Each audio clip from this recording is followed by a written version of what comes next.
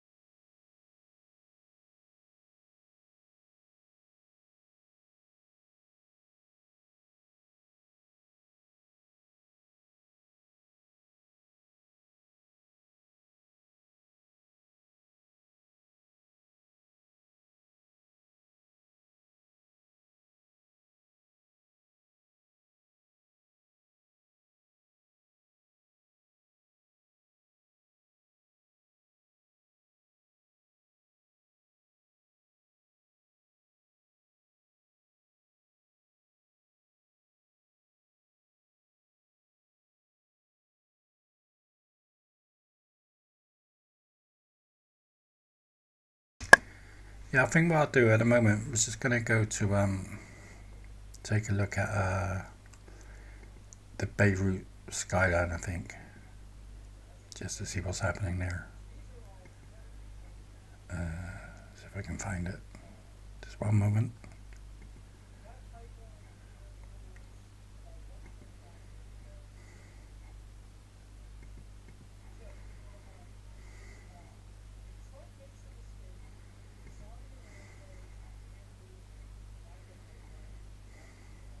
Bear with me, guys.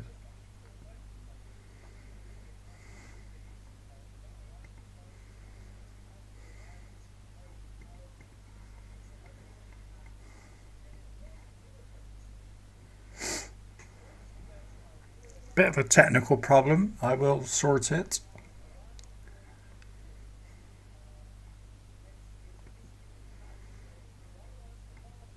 Here we go. So there's Beirut right now, live. Beirut is in Lebanon, which really is about the nearest camera we've got to the Middle East. It is in the Middle East, but it's not in the part of the Middle East we really want to focus on. The main focus this evening is going to be on Iran. What's he got planned for Iran tonight? I mean, if there's no deal and the deadline passes, he says he's gonna wipe out civilization in Iran, basically. Does that mean it possibly is going to be nuclear, or is it just going to be hitting really hard all the power plants, all the structures, all the bridges, everything in Iran? He has said before he's going to send Iran back to Stone Age times. I don't know what he's going to do. Nobody knows. All I can say is at the moment that it still seems like the deadline is approaching. It's just 4.5 hours to go now. 4.5 hours to go. He doesn't normally back down. He hasn't extended the deadline or anything. It's still ongoing. It's still as it is at 1 a.m. this morning, UK time. Let's just see what. We're going to have to wait and see what happens, really, aren't we? But yeah, welcome to the stream and thanks for joining and everything. And obviously, I would appreciate it if you hit the thumbs up, like button for me and all that jazz. And comments. Chat is open for comments. And we'll take it from there, okay?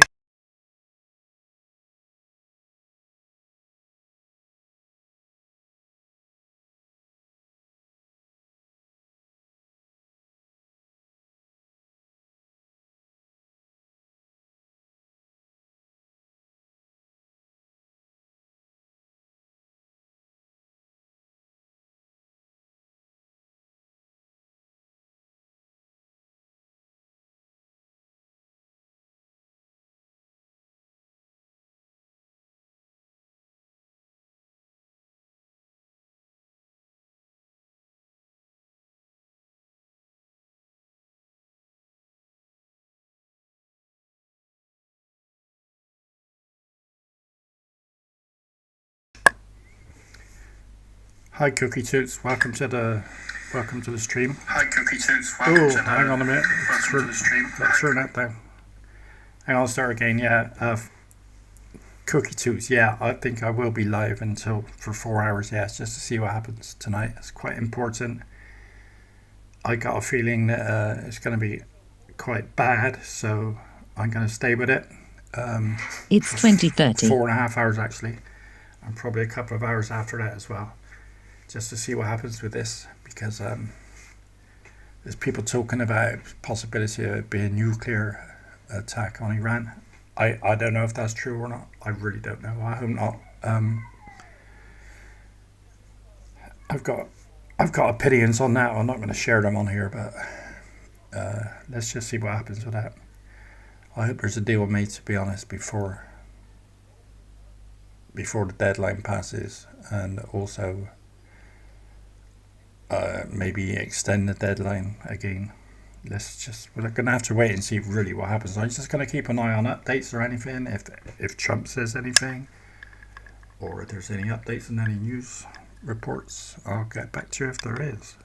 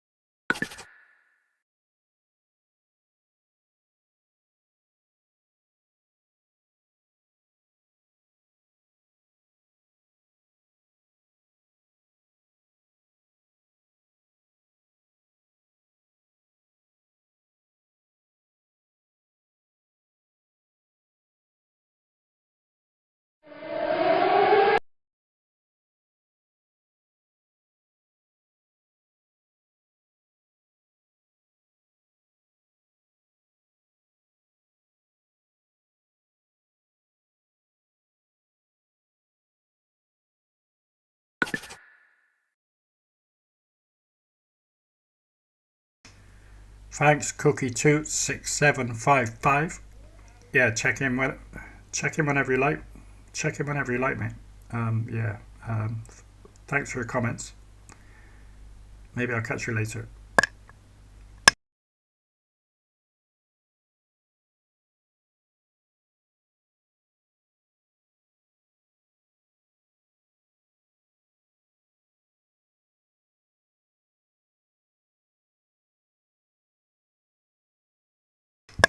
So I'm just doing a sound check again.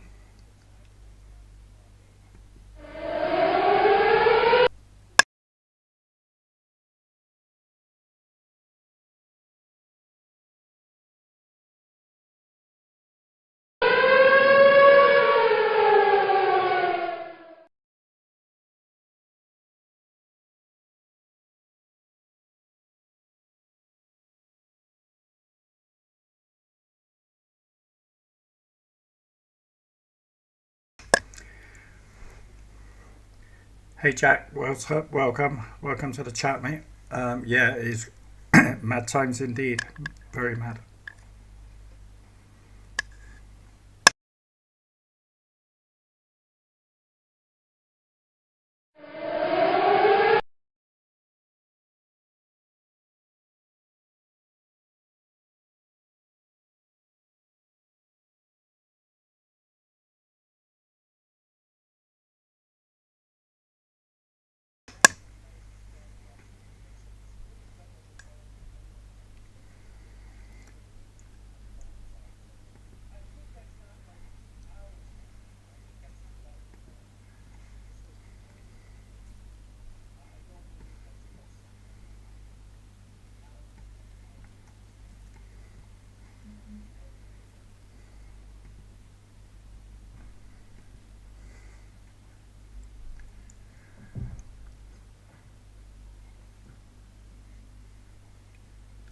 So guys, as you're aware,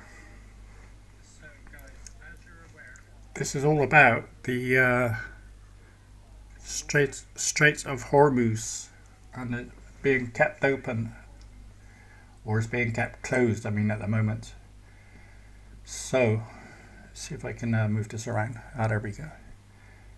So I'm just going to show you roughly where the Strait of Hormuz is. Well, not roughly, I'm going to show you exactly.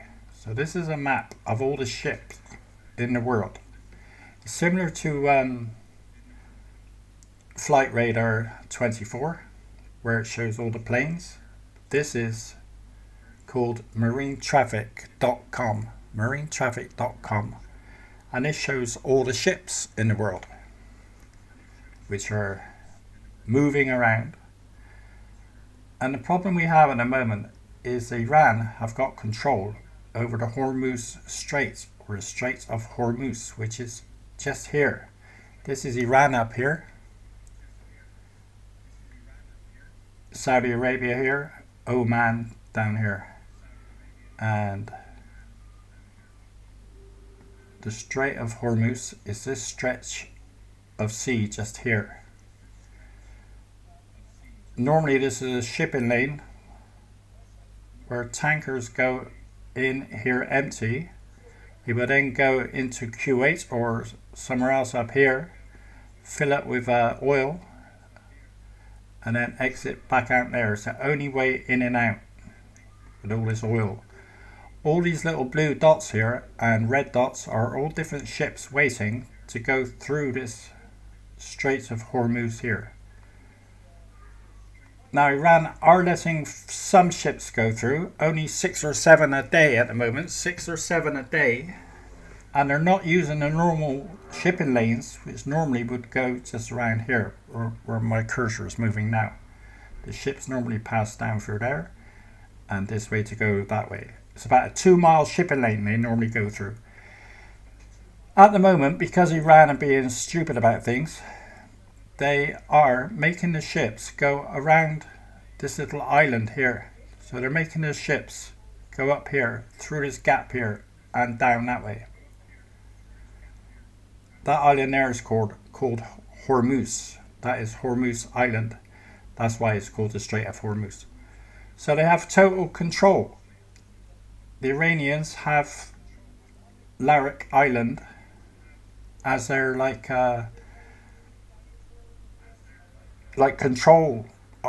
control center, basically. All the ships have to pass through there so that the Iranians can check them before they let them go on through. You can see here, if I point on this one here, for example,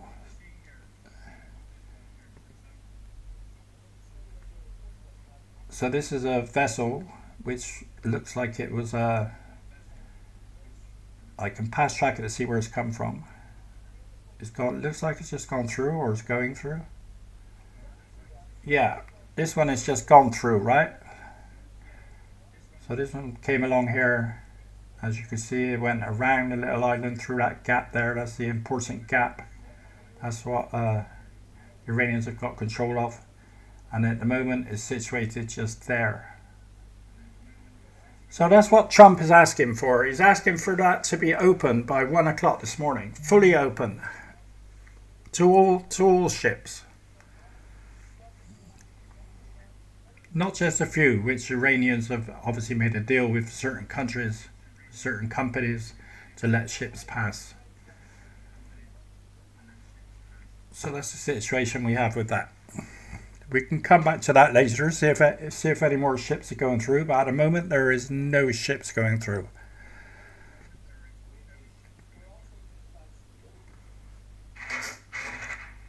There it is, up to date now.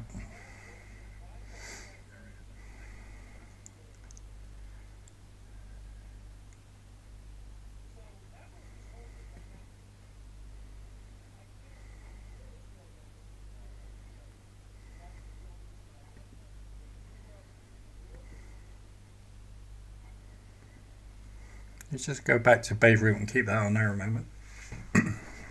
Whilst I look up any more information for you guys.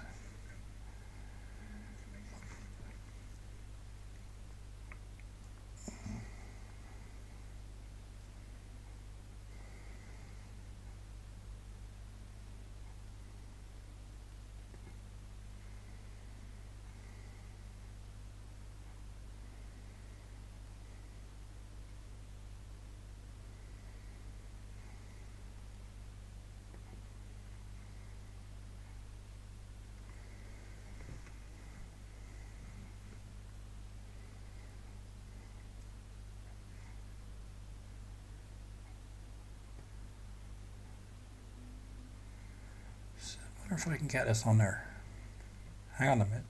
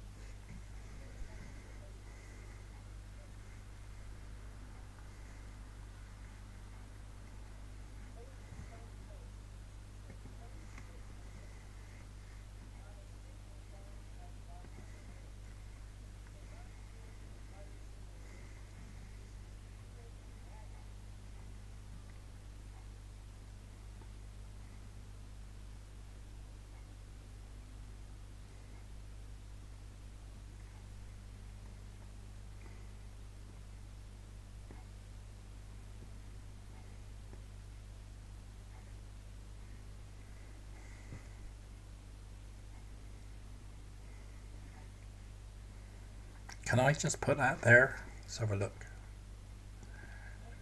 No, I can't.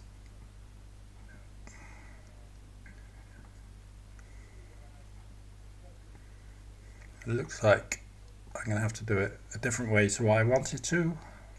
So I'm just trying to set it up for you.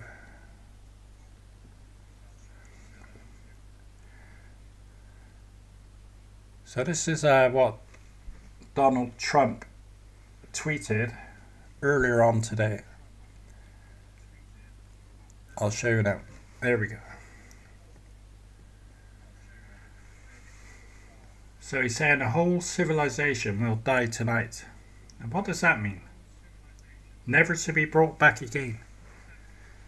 Is he talking nuclear or something here? Is he talking nuclear, or is he bluffing? Or is he just going to attack with the things he's got already?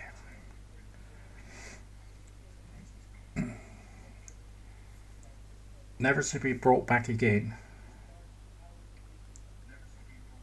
I don't want that to happen, but it probably will. However, he says, now that we have complete and total regime change, which we haven't, by the way, where different, smarter and less radicalized minds prevail, maybe something revolutionary, wonderful can happen. There's not been a total regime change, has there? Not totally. They're still controlling everything.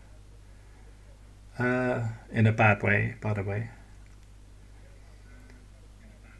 So he says maybe something revolutionary, wonderful can happen. Who knows? Question mark. We will find out tonight, one of the most important moments in the long and complex history of the world. One of the most important moments in the long, complex history of the world. 47 years of extortion, corruption, and death will finally end.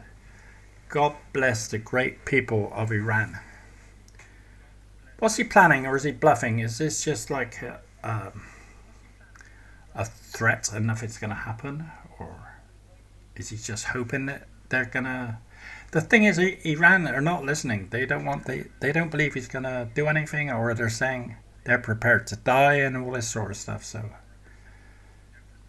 I don't know. I don't know, guys.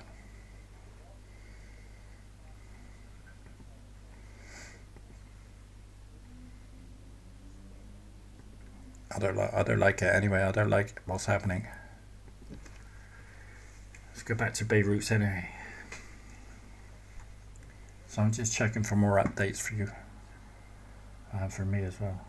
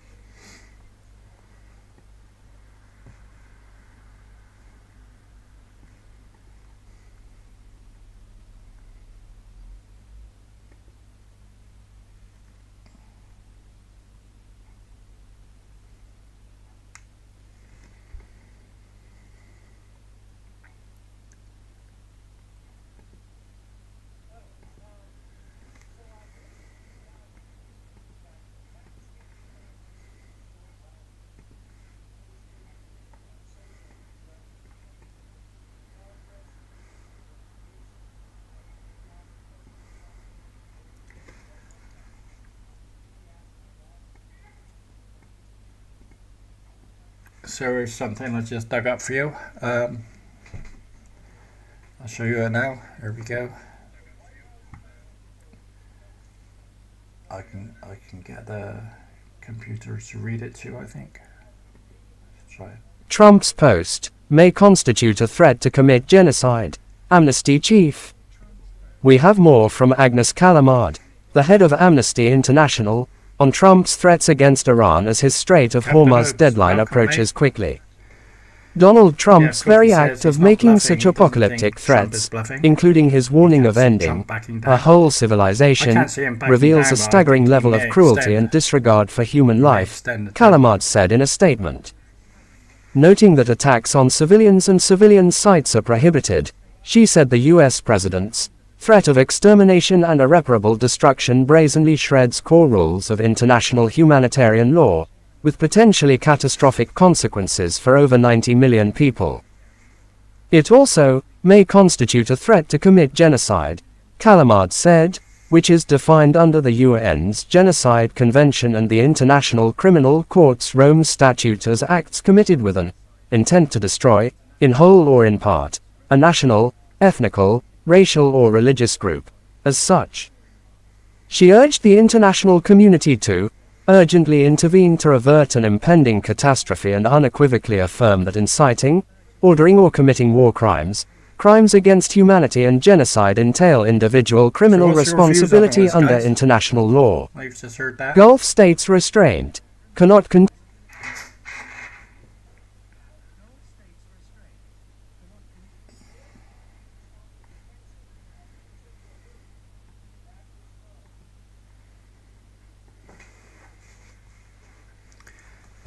So who thinks Trump is bluffing?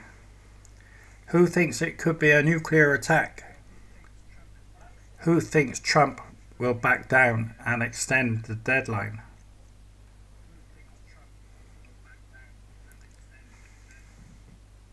We will find out in just over 4 hours' time what he's going to do and if he's serious.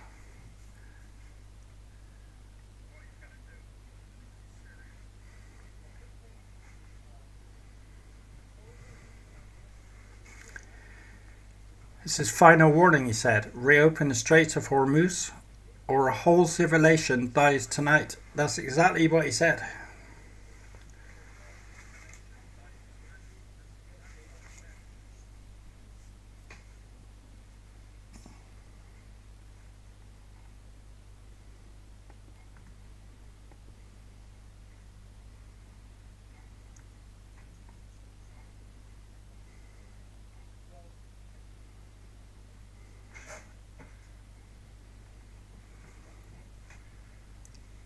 The UAE has just posted that, or just reported from the Defense Ministry. It says its air defenses are actively engaging with missile and drone threats. It says sounds are heard across the country are the result of ongoing engaging operations of missiles and drones. So Iran is still firing on the UAE with missiles and drones. Trump said over a week ago now that he has wiped out all of the military capabilities of Iran, but he obviously hasn't, because they're still able to target local areas at will, firing missiles and drones.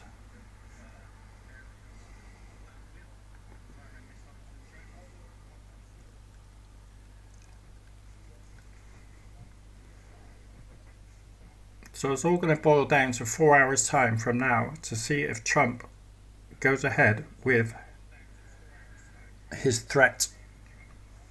Captain O says he doesn't think nukes will be involved. I don't think so either, to be honest. But you never know, do you? You never know.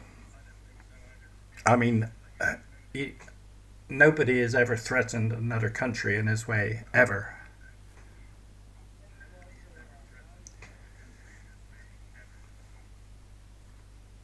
And that will certainly end things, won't it? It did before. He may be looking at history when nuclear weapons were used.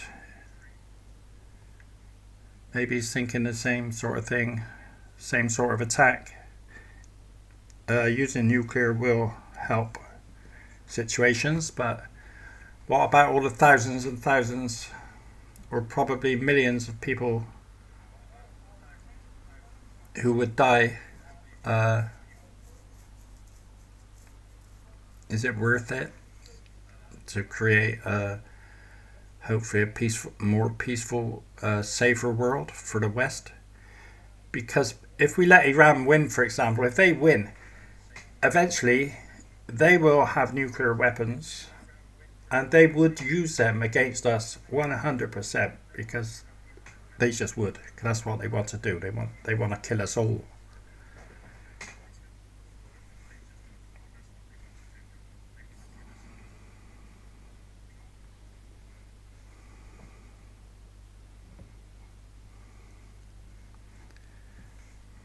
Yeah, Alien. Yeah, I've just read your text. I've just allowed it to go ahead with it. He says, Alien O1 says, if only the radical Quran and Hadith taught peace, as in live and let live, instead of hate and wanting to kill anyone who isn't Muslim. That is the problem. So is the answer to finish it tonight? Let's get it over and done with. Finish them once and for all. That's what the threat is. You see a plane coming in over the skies of Beirut there, by the way. So Beirut airport is open. At the same time, it's a little blacked out.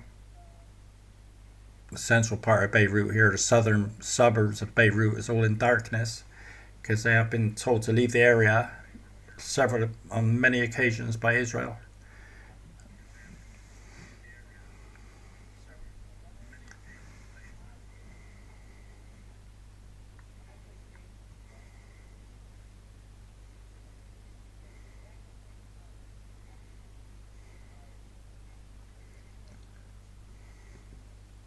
There will not be an appeal process. So unlike in other places around the world, there is no appeals process. They must be carried out. So I can't hear it, unfortunately, so I don't know whether I should play it or not.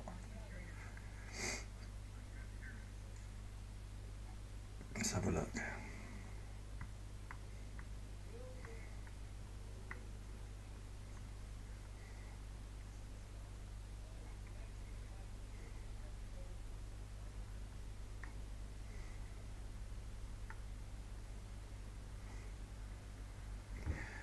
No, I'm not going to play it. I haven't got the rights to it. There's a video which I just was looking at.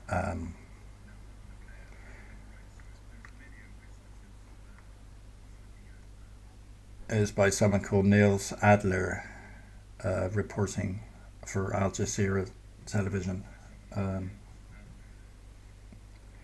Yeah, I don't have the rights to show that, so I won't show it.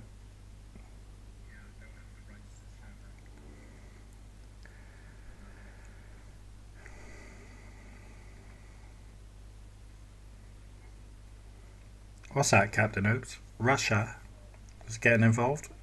They've issued a chilling 48-hour nuclear strike threat. I've not heard about that. I will have a look now, see if I can get confirmation of that.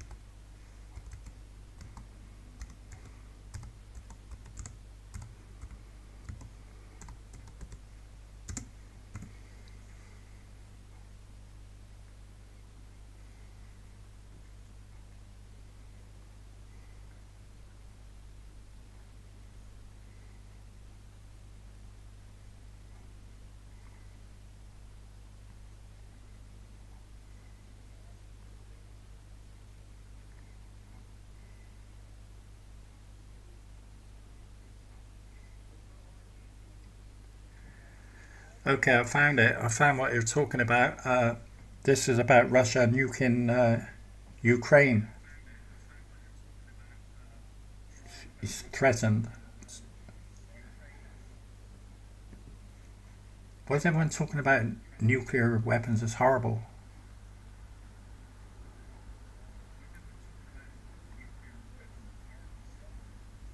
So this is from Russian state TV, apparently. Russian state TV is warning that nuclear strikes could be used to wipe Ukrainian cities off the face of the earth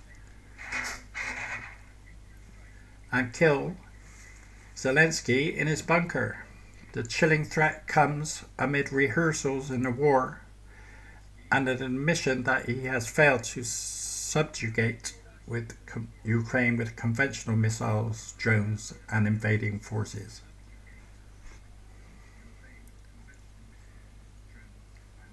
In the footage, Putin's propaganda mouthpieces even boastfully call themselves the Nuclear Maniacs Club.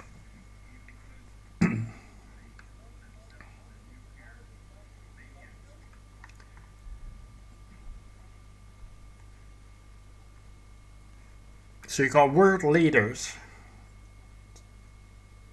throwing around threats of nuclear weapons as if it's like nothing, you know what I mean? Crazy situations.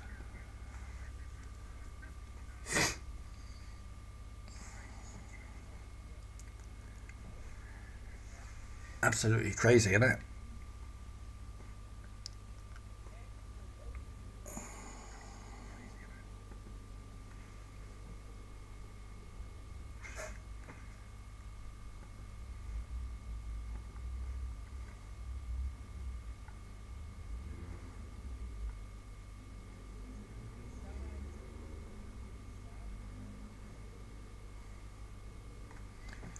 So Trump tweeted 7 hours ago, it was, when he said the whole of civilization will die tonight and never to be brought back again.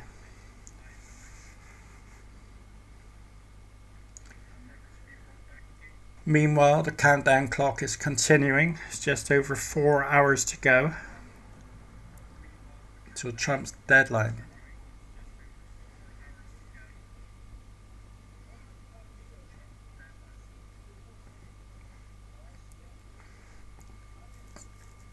I'll just show you the map of Hormuz again.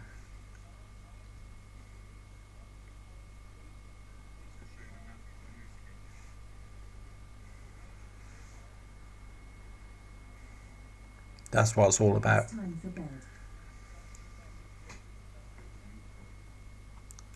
Iran have to open that strait here. They got 4 hours left to open it.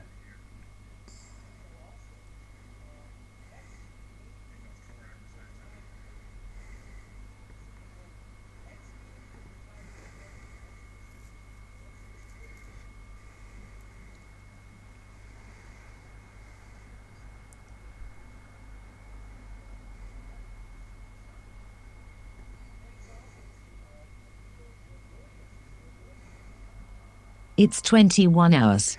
The city we're looking at right now on screen is Beirut, mate. Beirut. Beirut in Lebanon.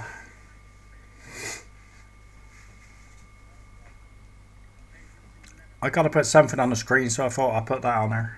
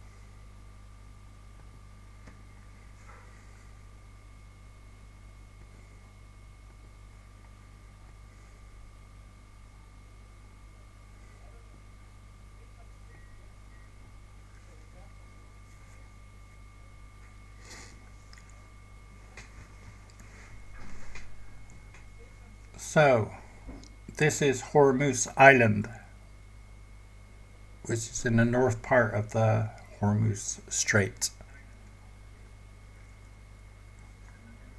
Here we go. There. This is Kuwait here. This is the Persian Gulf. This is Qatar. This is Saudi Arabia. Here. The UAE is here. With Abu Dhabi here. Dubai here.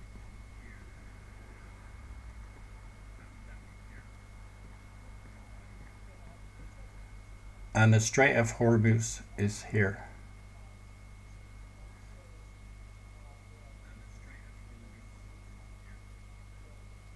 All the ships have to pass through here to get in and out of the Persian Gulf, where most of the tankers come in here and get loaded up with oil from Kuwait, from Saudi Arabia and other places. Iran is here, and this is what the problem is. Iran have stopped all ships coming through there. There's just a few, just maybe 6 or 7 a day getting through at the moment. Iran have total control over it. There's so many tankers waiting in the Persian Gulf to exit. There's also so many on this side waiting to go in.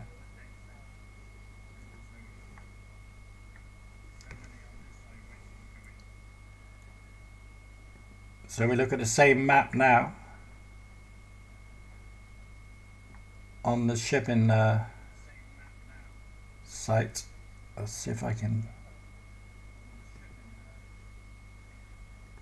How do I go back?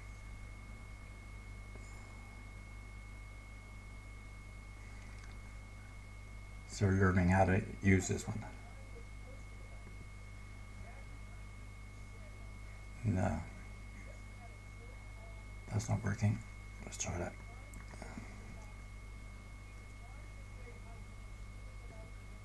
Ah, right, okay, got it.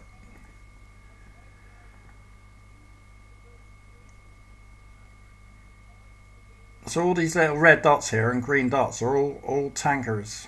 If I click on any of these here, these would be waiting to go in, I would imagine waiting to go in.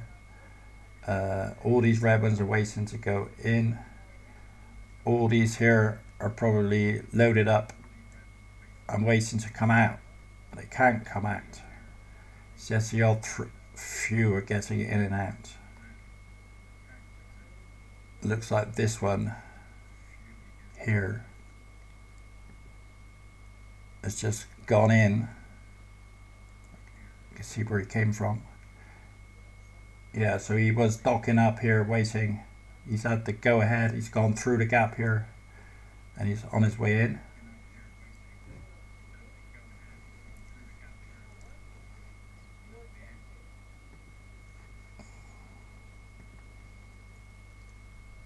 Because the Iranians are making all the ships go around this little island here. They have to go around Larak Island. Where before they used to just come through this way.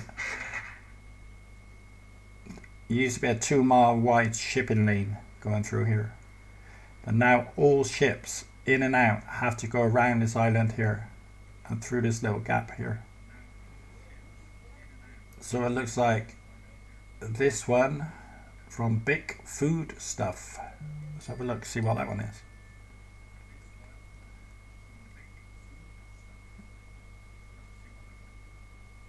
Big Food.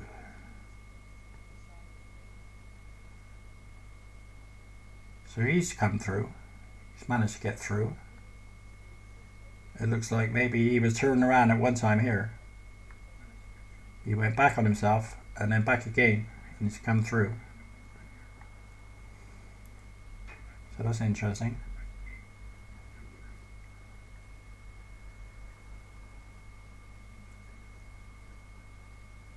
Uh, he's moving at the moment. He's underway using his engine, it says. This was last reported 51 minutes ago. Vessel details.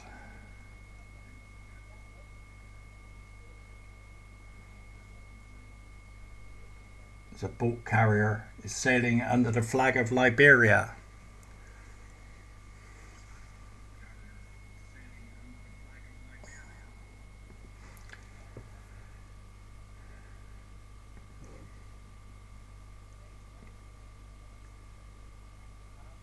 This one looks like it's come through as well. Let's see where he's come from.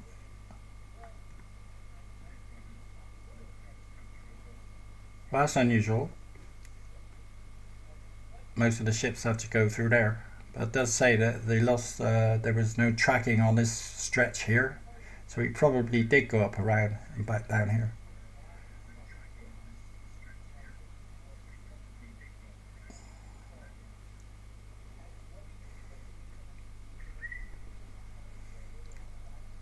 So what sort of ship is this and where is it from?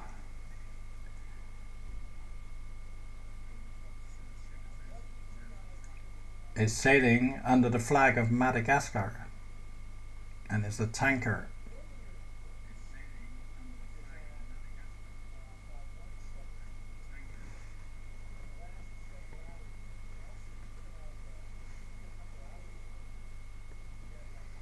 So unless that's fully open and all these ships start moving,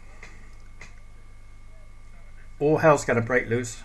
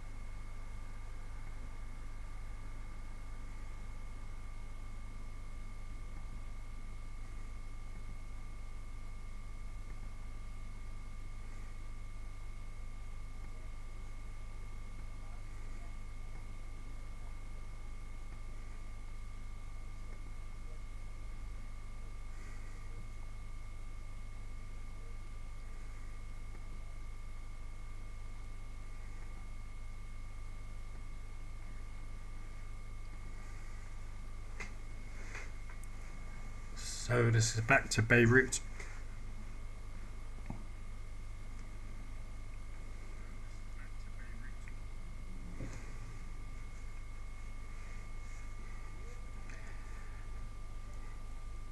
So Stefan is saying nothing like sensationalistic war streaming.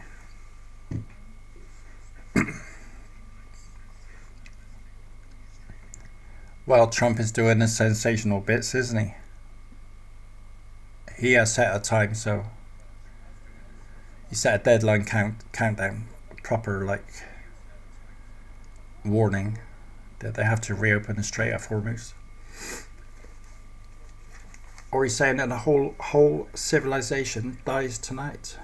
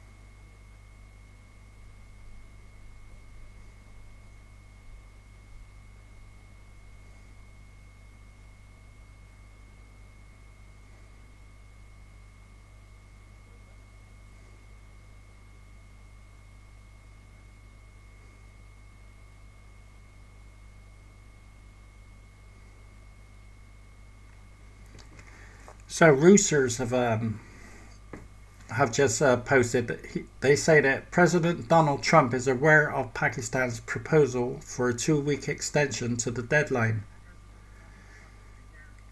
and a response will come.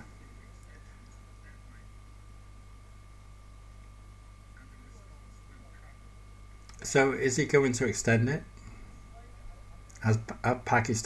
Is Pakistan's proposal good enough for Trump to extend it by 2 weeks? And then what happens after 2 weeks? If he does.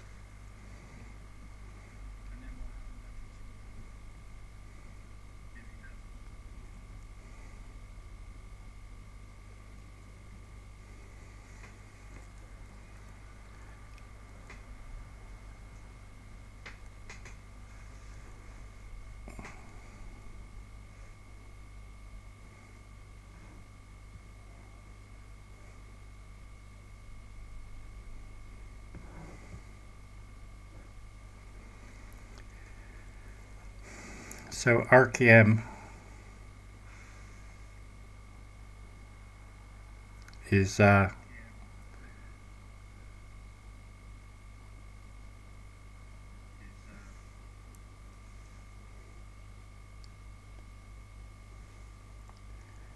think RKM is going to have to go, don't you?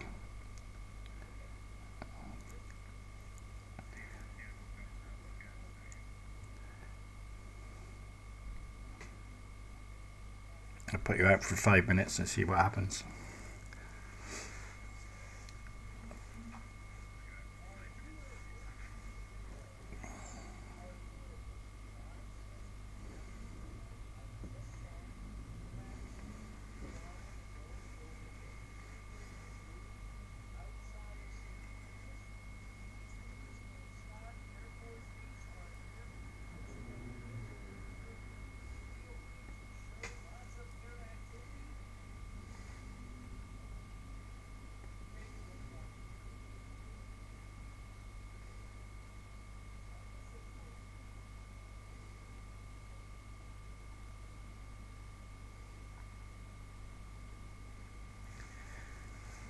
The Pope has had his say today as well. The Pope has said that he slams Trump for unacceptable threats against Iran.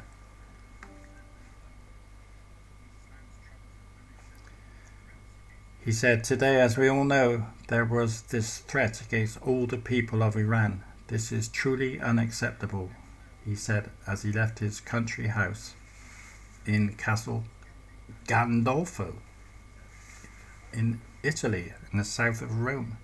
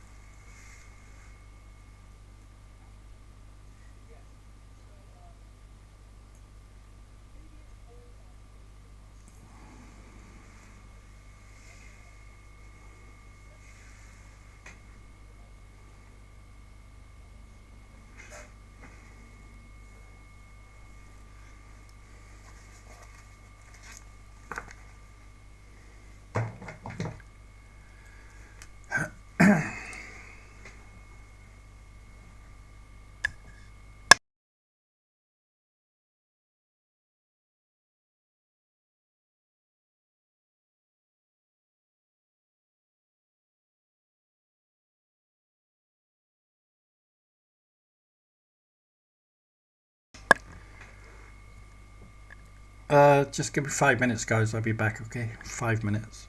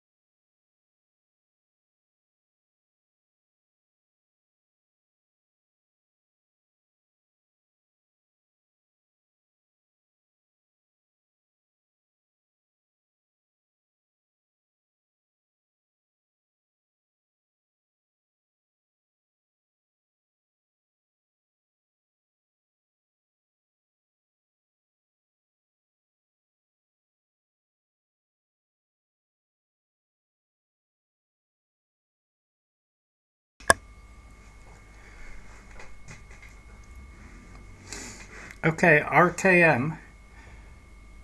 Who are you talking about when you say, "What has your hate ever got us"? Who are you referring to? And when you say you are going to have to answer to God for living a lie, who are you talking to? Explain.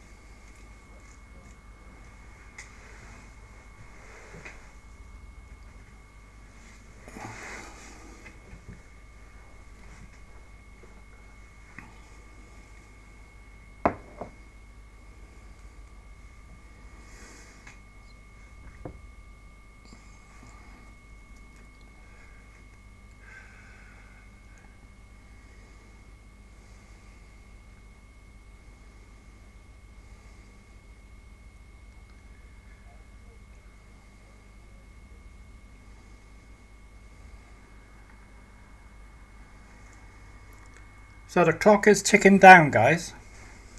Just over 3.5 hours to go.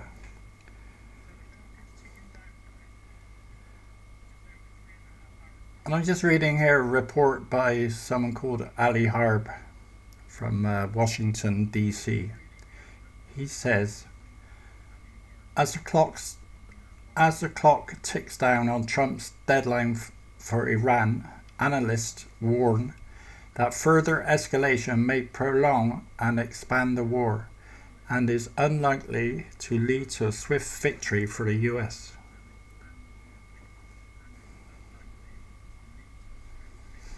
He also said, if the already regional war is not brought to an end soon, there's no end in sight as to how far it will spread. Attacking infrastructure will not end this war faster. If anything, it will make it go on much longer. And what we need to do is find an off-ramp, find a way to be able to declare some sort of victory and find a way out.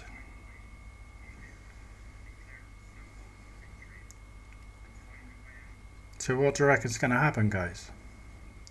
Just over 3.5 hours to go.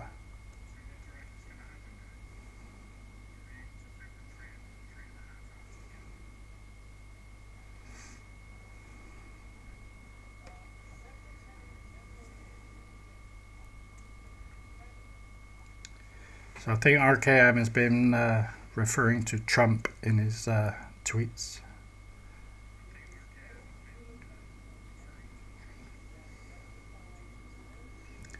In his chat.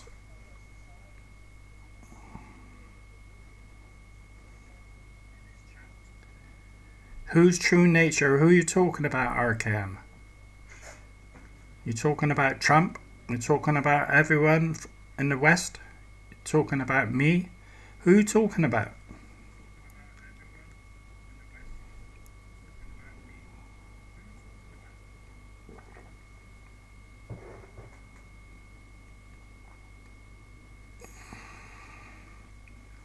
RKM, you don't have to watch it, mate. If you think it's a freak channel, just go and watch something else, eh?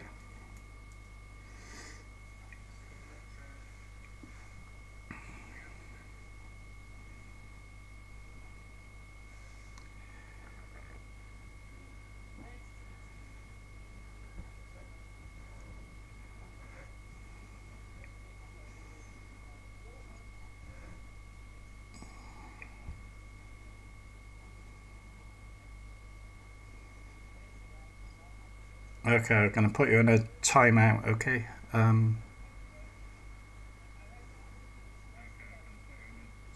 Sorry, mate, you got to go. Bye.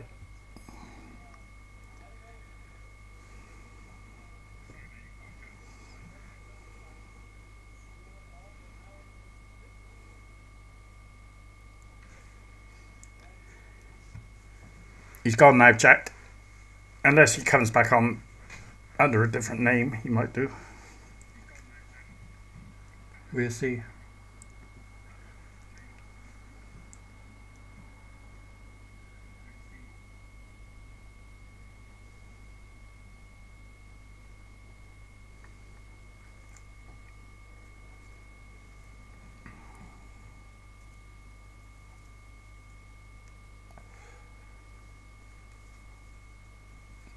Hey, hasn't the weather changed yet? It's like summer today.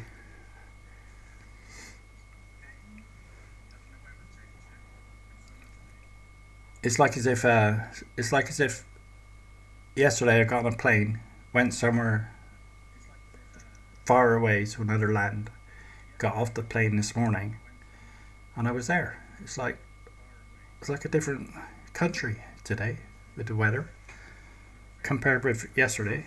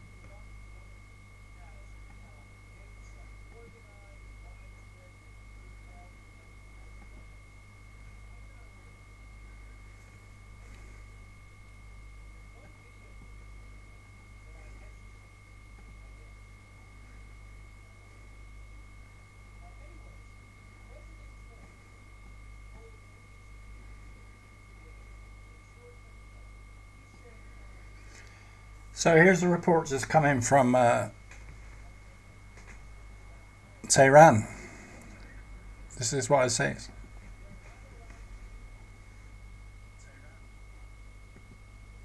We are getting closer and closer to the deadline. It's At the same 21:30. time, there have been attacks on different areas in Iran, including the capital, Tehran.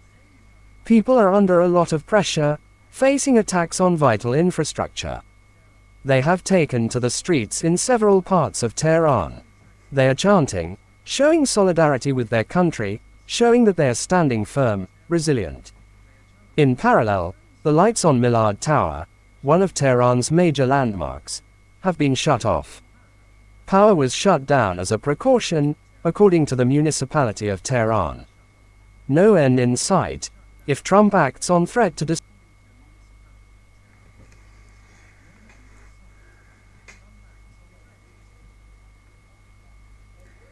So he's reporting that the Iranians are coming out on the streets, standing firm, resilient, in solidarity with their country. So these Iranians which support the regime are coming out on the streets like human shields, shielding the infrastructure of what is to come. I don't know. What do you reckon?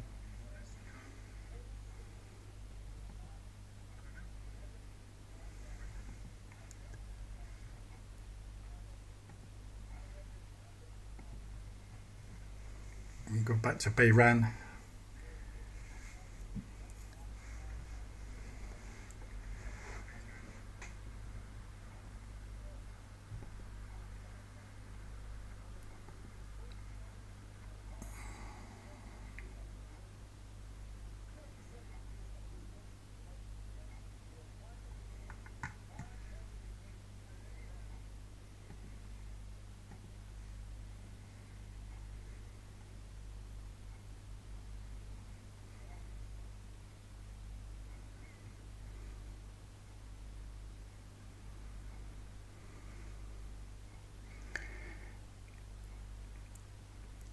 Yes, Jack.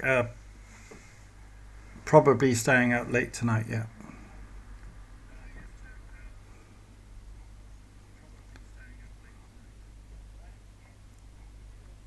Hello, DIMX. Thanks for joining. Give it half an hour. Fair enough.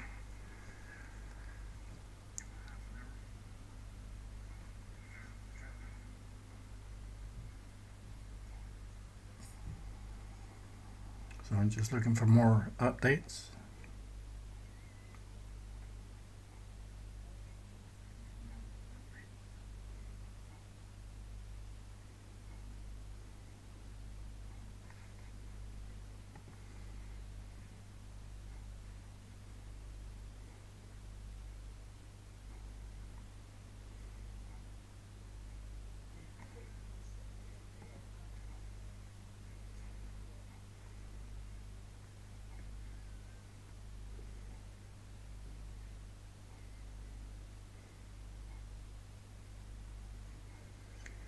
Iranians must not pay the price for their government.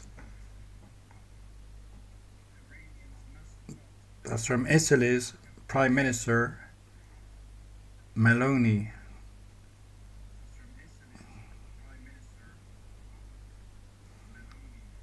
He said the Iranian people must not pay the price for the guilt of its government.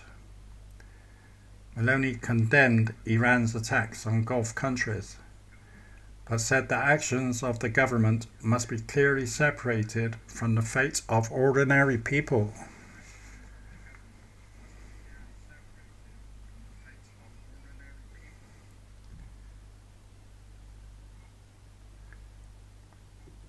So the clock is ticking, guys. 3 hours and 26 minutes to go.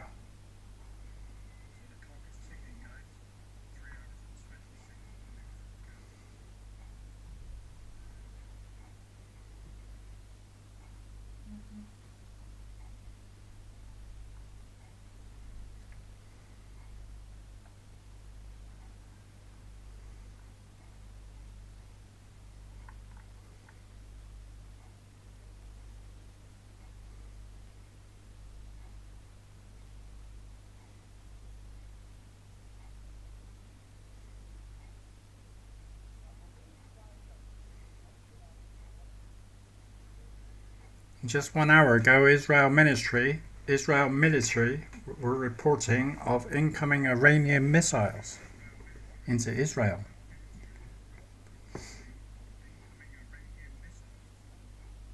It is the fourth incoming missile alert within the last 4 hours.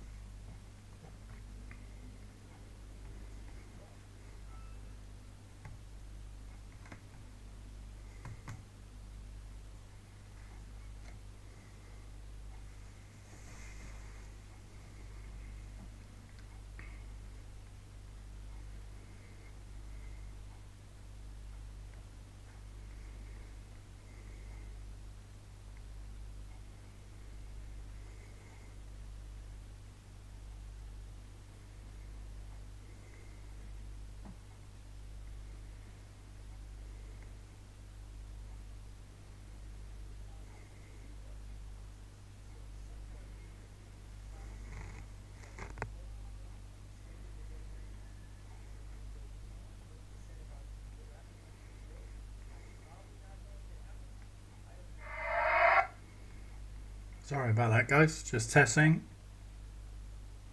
Making sure I got the alerts set up.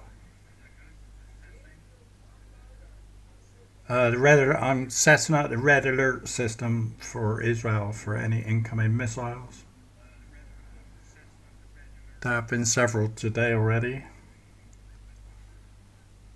as ballistic missiles been sent from Iran into Israel.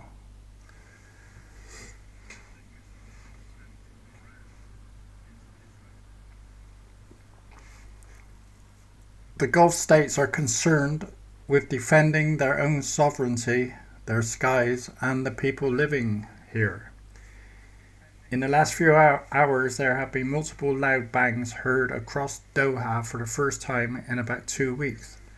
Qatar says it successfully intercepted a missile attack. The UAE is reporting this evening and earlier today incoming missiles, and the Defense Ministry saying multiple times they were actively engaging with missile and drone threats. We are also hearing there were sirens in Bahrain earlier. The US State Department did issue a warning telling US citizens to shelter.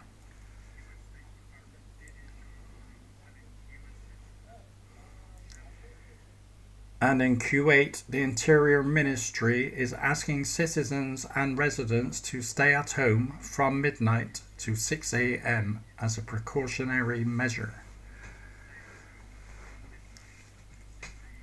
We've got 3 hours and 20 minutes left to go. It's a midnight deadline, basically, here in the UK, midnight.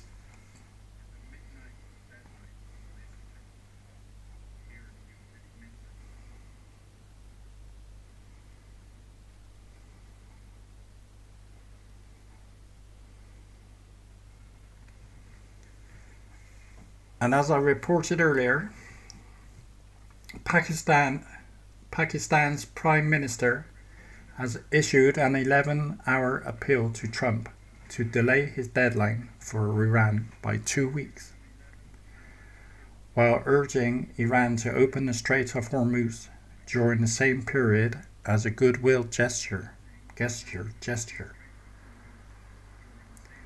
Neither the US nor Iran have issued an official response.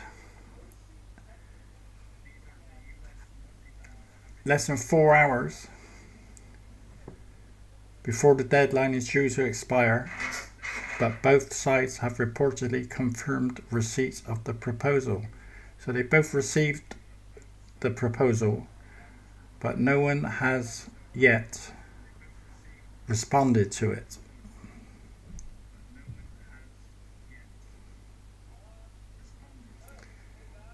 Trump has been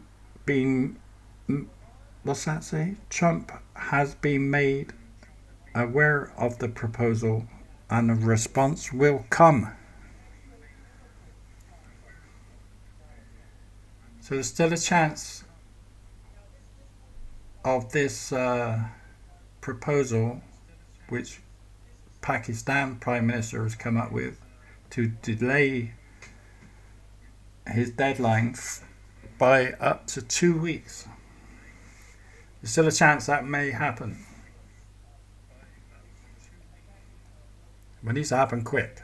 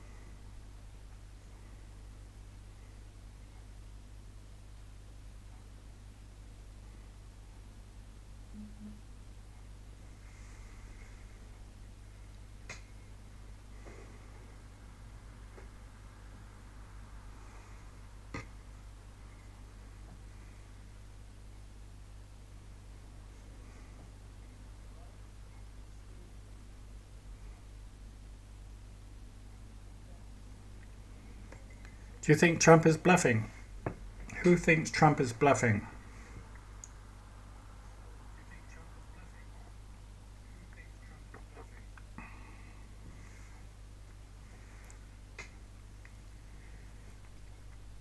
He doesn't like to back down. When Trump says something, he normally sees it through, you know?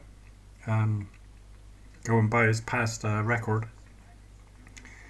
But he's made some real serious threats towards Iran and the Iranian people as well. And the country as a whole. He's made some serious threats today.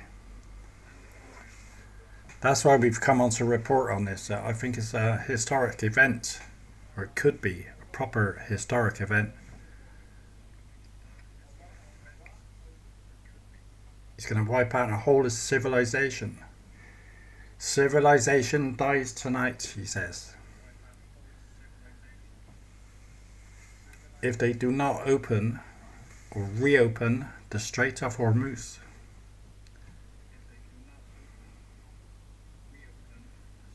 Which is currently closed.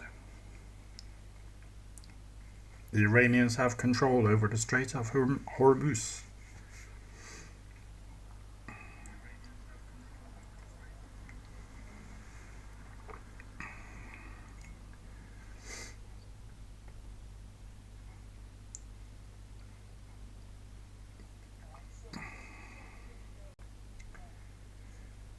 Just in as well, another bit of breaking news for you. Well, an update, not really news breaking, but it's an update. The Israeli army estimates that there may be an escalation of Iranian missiles targeting Israeli cities. And they have been targeting quite a lot of Israeli cities throughout the day, mostly in the central area, where almost half of all Israelis live. But also in the south, where we've seen at least 2 incidents of Iranian missiles fired at Beersheba, Dimona, and the surrounding areas. So Iran is still firing missiles into Israel.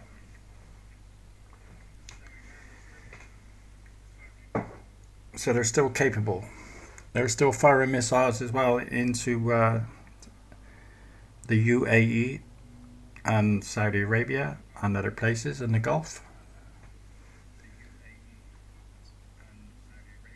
We are looking at the moment of a live picture over Beirut.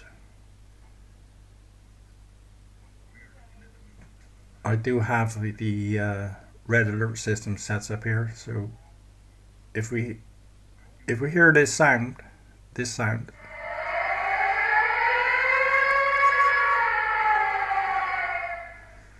Yeah, guys, if we hear that sound, it means that incoming missile or drone attack. It's either going to be a drone or rocket attack from Lebanon on the northern border of Israel, or it's going to be an incoming ballistic missile or something similar coming fired from Iran. I'll let you know. I'll show you the actual alert on your screen if we hear that sound, okay?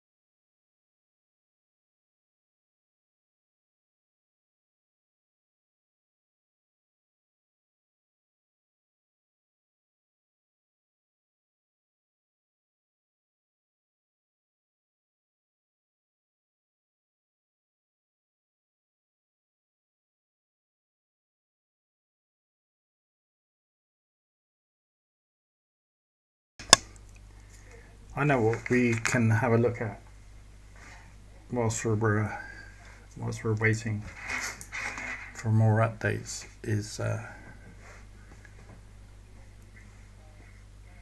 the Flight Radar 24 app to see what plane activity is there at the moment in the area. Let's see if I can get it on the screen view now.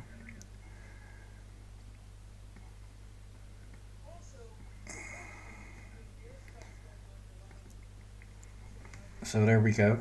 We are looking. Iraq is right in the center of your screen. And normally, this is the area at the moment here of concern.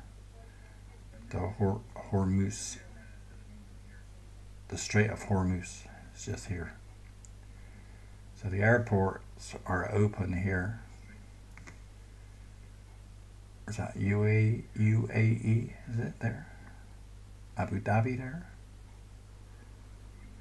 That's Dubai airports is here. That's open. There's planes coming in and out.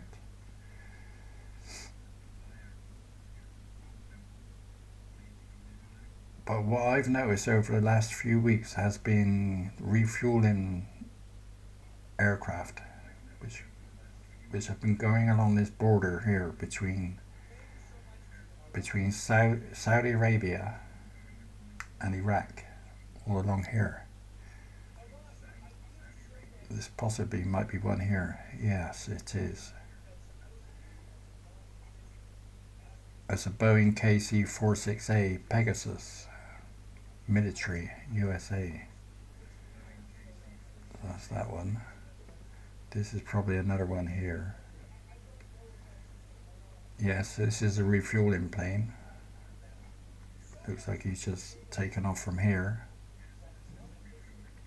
He's just taken off from Eliat Rahman Airport. And he's taking his position. He's going to be flying along this border here. Now these planes are only in the sky to refuel helicopters and refuel fighter jets in the sky as they're doing their bombing missions.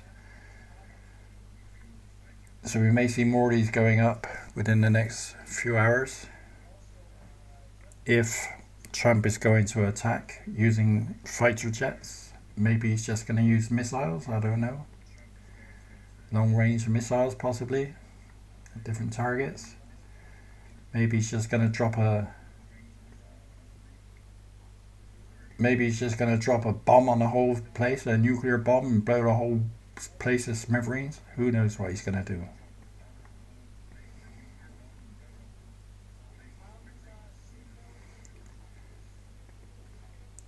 Meanwhile, in Israel, Tel Aviv airport is open.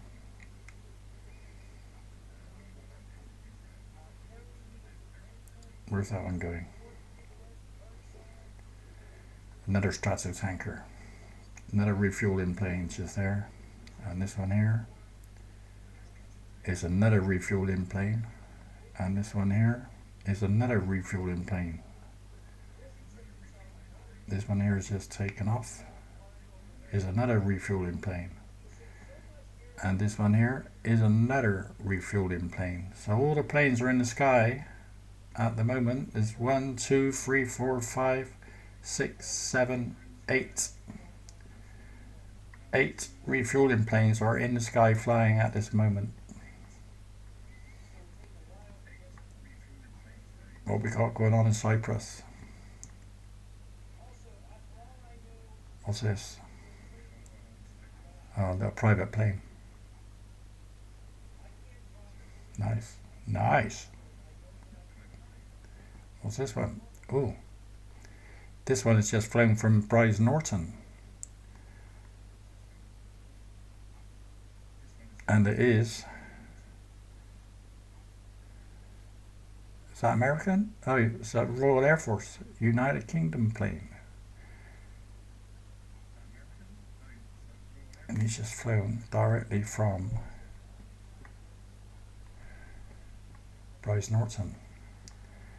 He must be going into our base, UK base here. I forgot what's called now. RAF Akrotiri, is it? Something like that. Akrotiri, who's flying into there. And it's a Boeing C-17A Globe Master.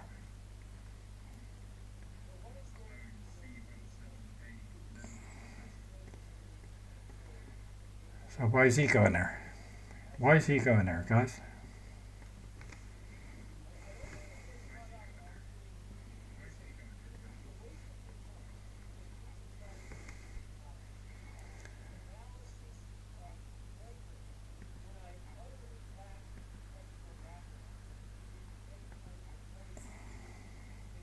Go back to Beirut.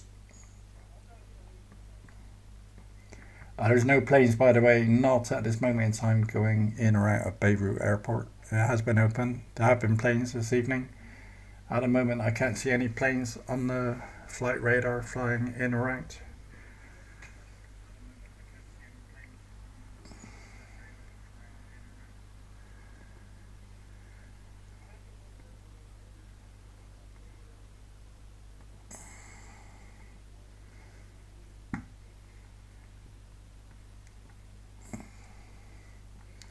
We can check again, see if they've opened the Strait of Hormuz yet. Let's have a look. Nope. Here's the strait. There's no ships going in or out at the moment. Looks like the latest one to come through was probably this one here. This was reported 16 minutes ago. It's a tanker vessel, and it did indeed go through the gap where they have to go through this gap between Larrick Island and this bit of island here. They have to go through that gap both ways, each way, and this one has just come through. So one tanker out of hundreds. There's literally hundreds waiting. Look, all these are waiting. All these up here. All these are tankers. All these here are tankers. All these here are tankers. Waiting to go through. And all these here are waiting to go in. These are waiting to come out. And those are waiting to go in. And unless Iran opens this strait fully to all shipping, but Trump is warning that civilization dies tonight. In just over 3 hours time, guys. 3 hours. And it's not open yet. This is live. This is live.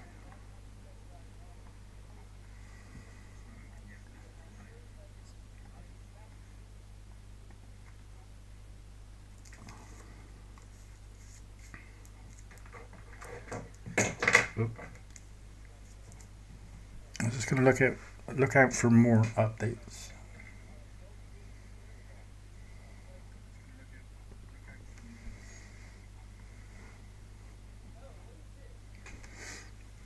I need to turn that down. I can.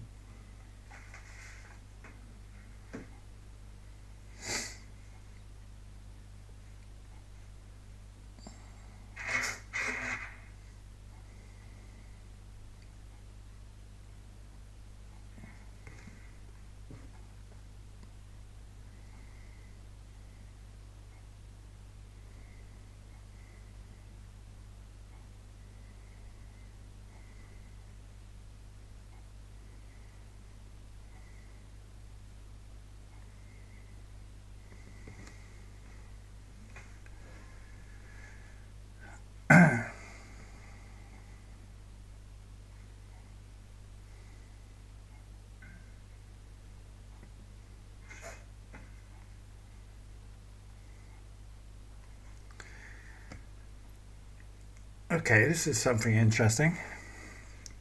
Oh wow, hang on, wait for this, guys. Just gonna light this a moment.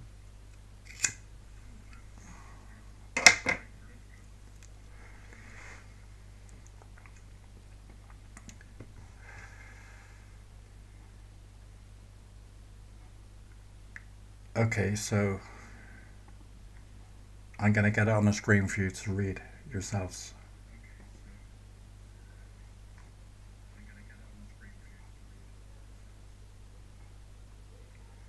Just bear with me.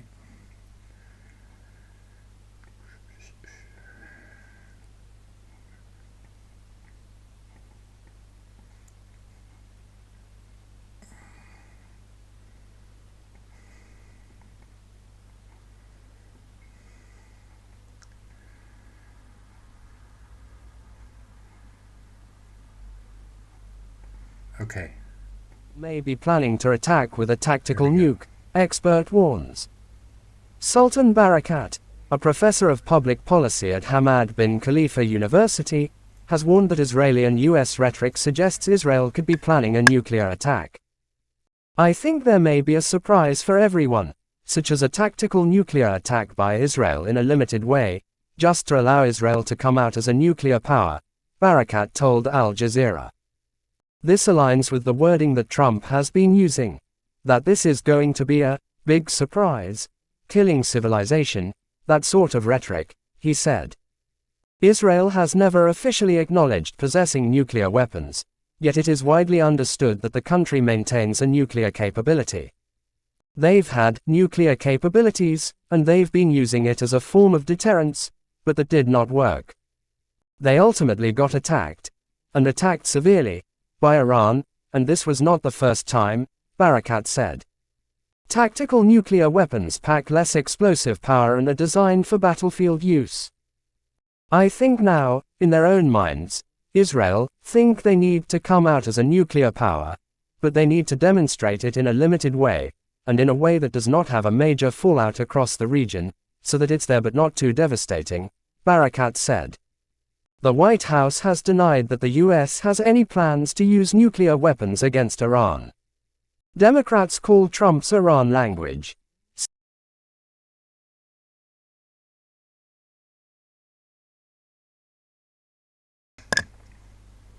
Okay guys, so that's the latest.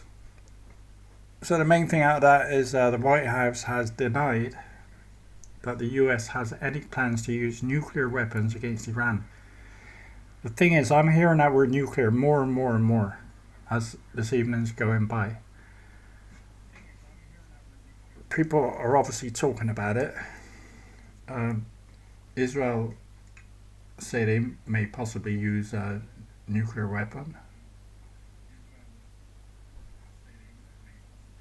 A tactical nuclear weapon. Nuclear attack in a limited way, just to allow Israel to come out as a nuclear power.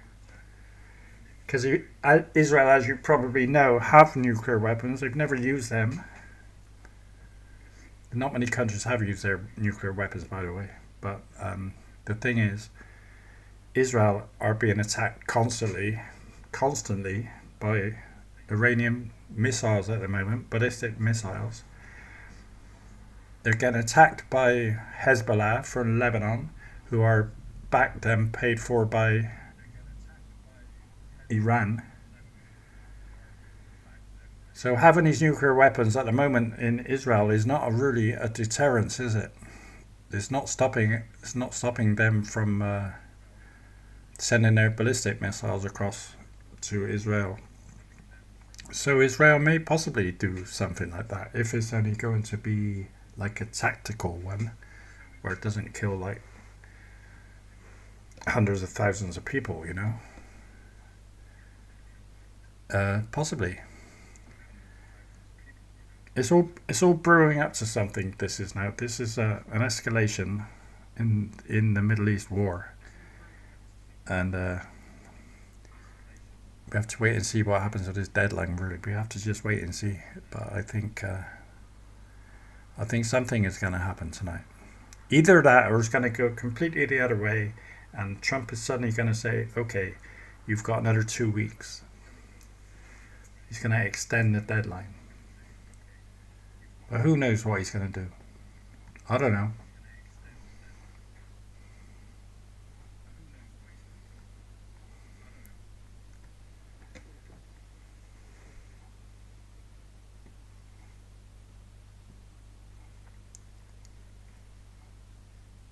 An Iranian military spokesman threatens infrastructure attacks that will deprive US allies of region's energy sources.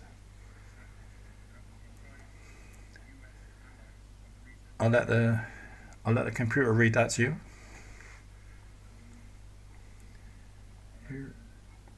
Iranian military spokesman threatens infrastructure attacks that will deprive US allies of region's energy sources.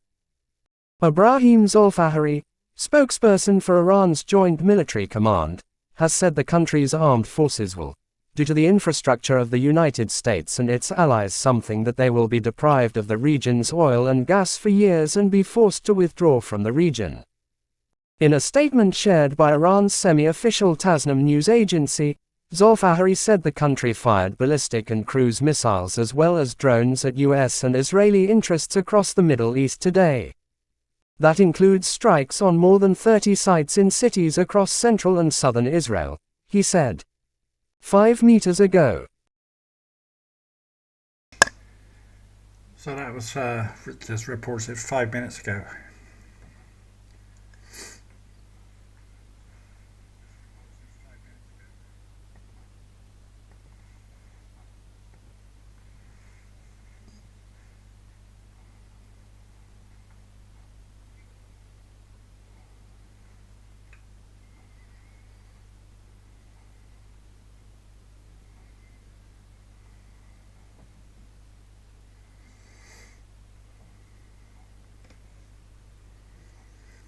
So at the moment there's a lot of threats coming from both sides.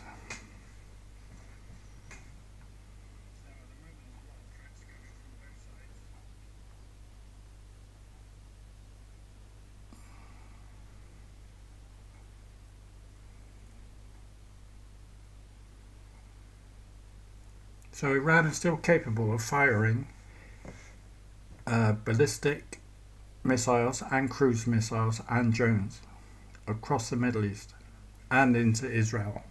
They're still capable of doing that right now.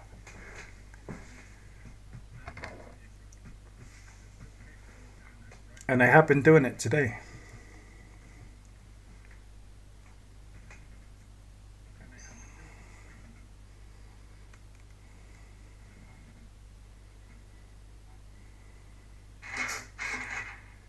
There's no reports of any red alerts coming into Israel at the moment. The last one was over 2 hours ago now.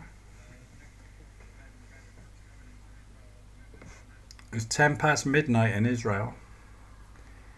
10 past 1 in the morning in Iran.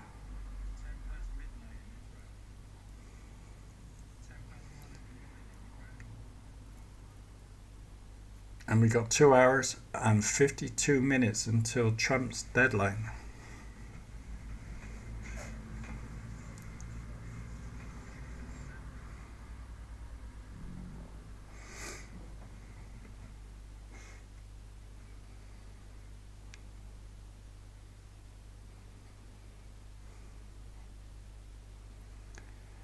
Nightbot said, "Cheers, drive."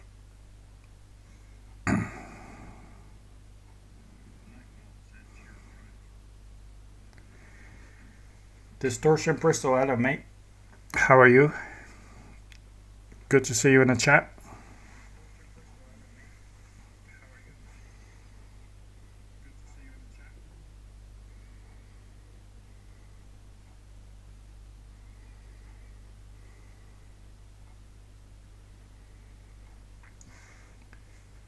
Steve Alden thinks that Iran already has a dozen nukes.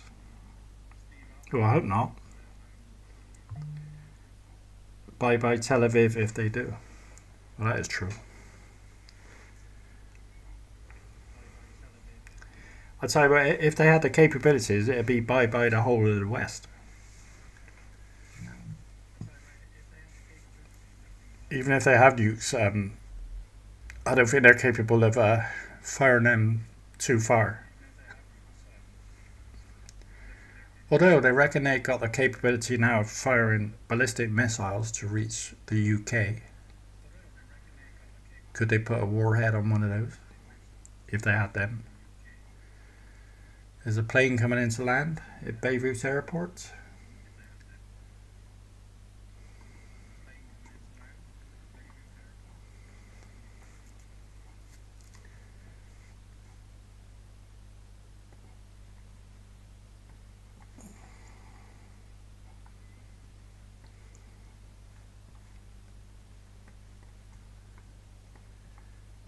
There's a plane coming into land, but it's not on the radar. I'm having a look now. It's not on the radar.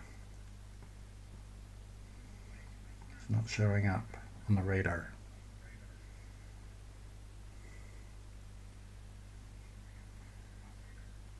There's got to be a plane just there. The airport is over here. Can you see that on the screen, the cursor? I don't know if you can or not. So the airport is basically down here. Down there is the airport.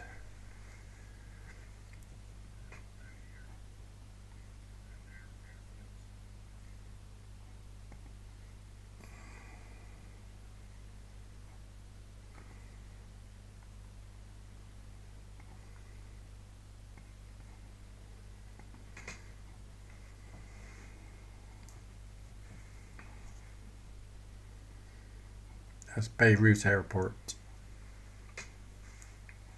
where we just saw a plane land, which is not on the radar.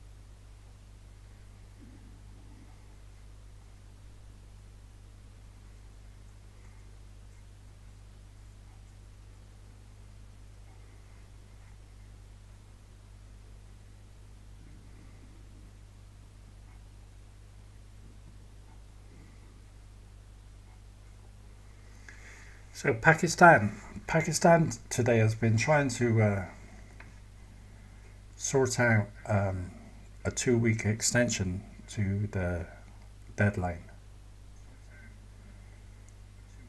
There's a report saying it was just a last-ditch effort, and also says essentially lines of communication are open between all sides. Pakistan believes it can bring them, US and Iran, to the table, and it is very close to doing so. But there are detractors on all sides.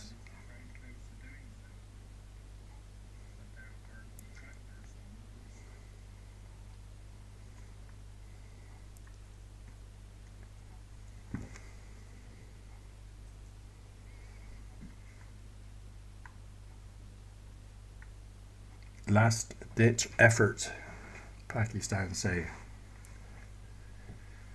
Yeah, time is running out. 2 hours and 46 minutes to go.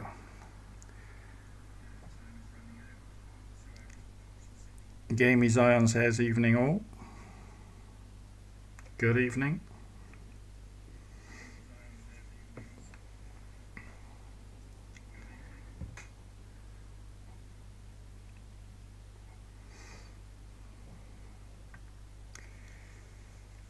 Let's all, if you haven't done already, everybody hit that thumbs up for me, please. Hit the thumbs up, guys. Thank you. We are reporting live. Civilization dies tonight. Trump's final warning. And he has a deadline in place.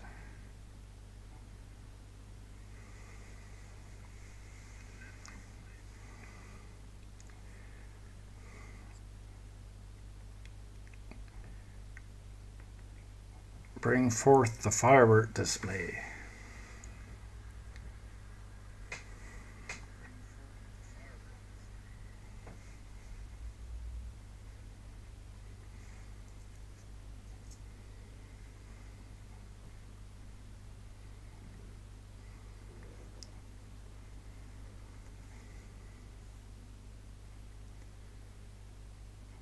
Okay, a professor from the public policy at Hamad bin Khalifa University says,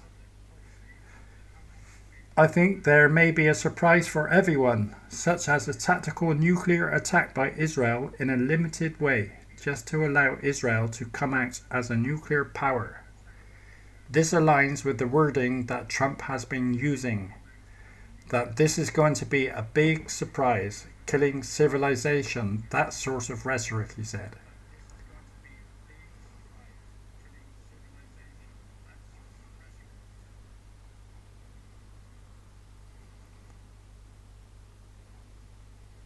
Could it be some kind of tactical nuclear attack, which Trump is thinking of doing alongside Israel?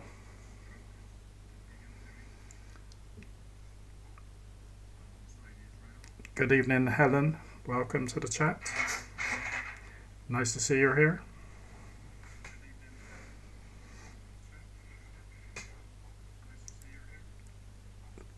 So we've got a deadline. Countdown, 2 hours 43 minutes.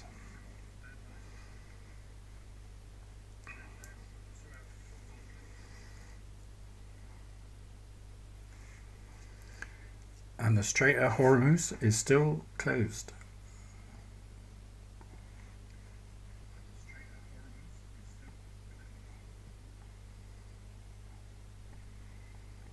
Still closed, guys. I'll show you now. We have live radar of the shipping in the Strait of Hormuz. That's not the one I want to show you. This is the one I want to show you. I'm just going to bring that over. Hang on.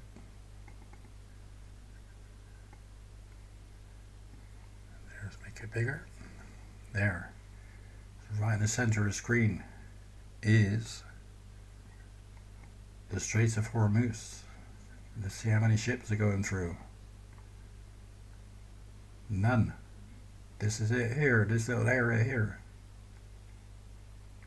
So it's still closed. It's still closed. And they've got just over 2.5 hours to open it.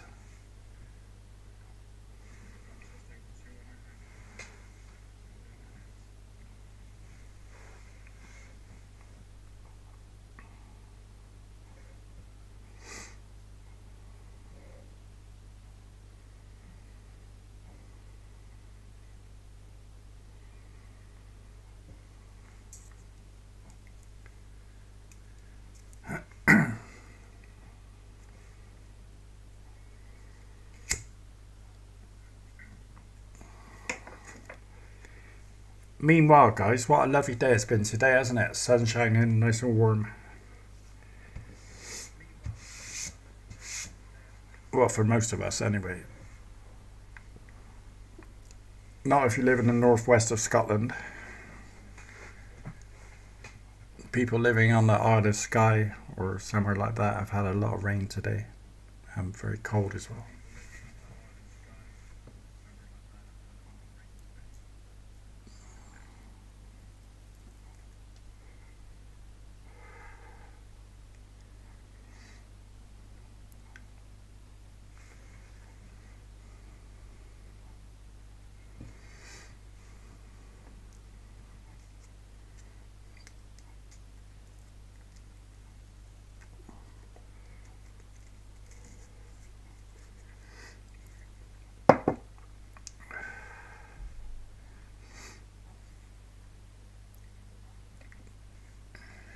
Just want to welcome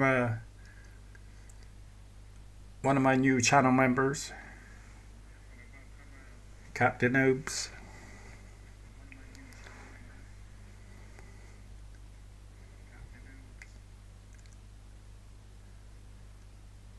I'll give anyone a shout out on the channel, I don't mind. You don't have to be a member or anything.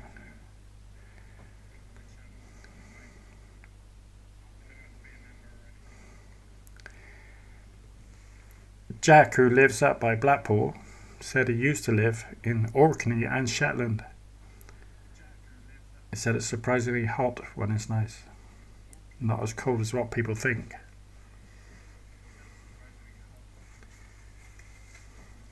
Oh, Captain Oates. Hey, thank you very much, he says. No problem, Captain.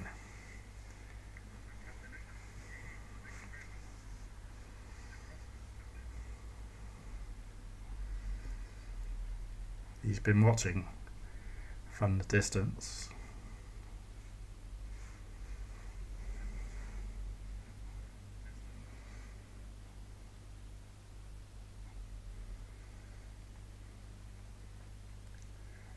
So the shipping lane is still shut, guys. This is what it's all about tonight, the shipping lane. There it is. There should be loads of ships going backwards and forwards through here. At the moment it's totally closed. Just the odd few tankers, maybe 5 or 6 a day, I've been getting through.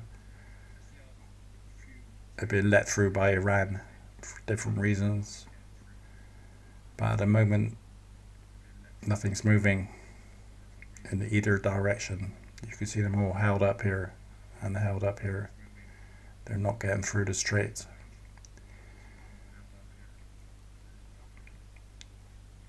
Trump says they have to open it by 1 o'clock this morning, UK time. Or he's going to cause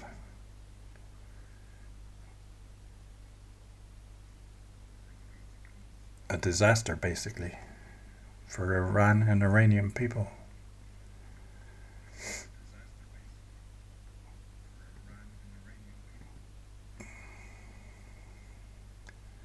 Go back to Beirut.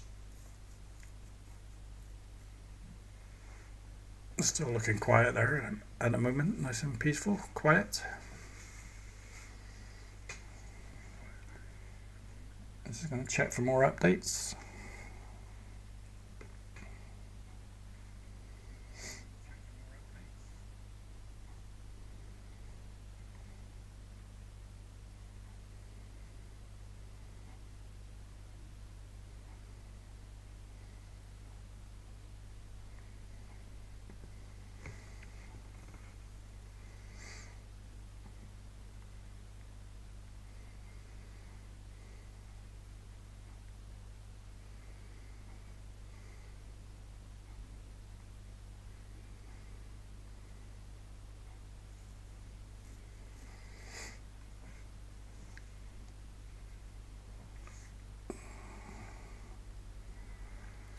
Helen says, what do you reckon will happen?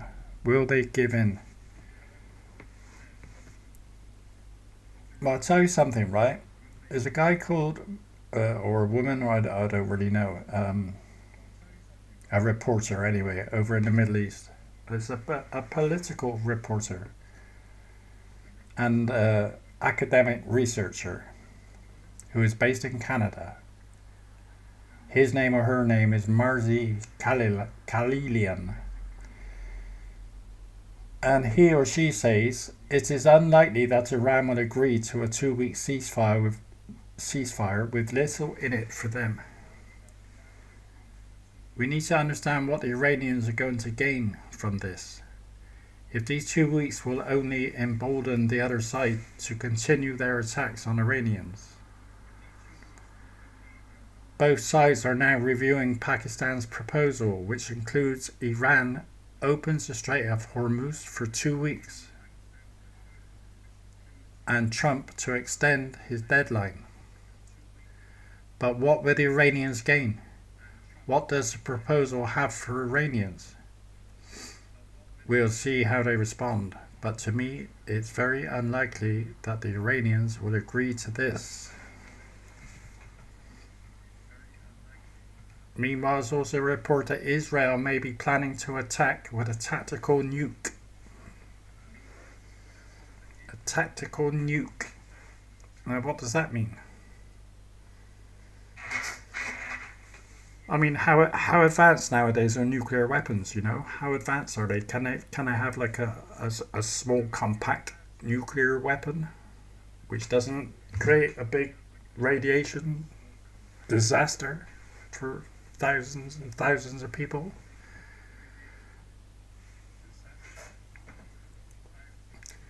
What is a tactical nuke?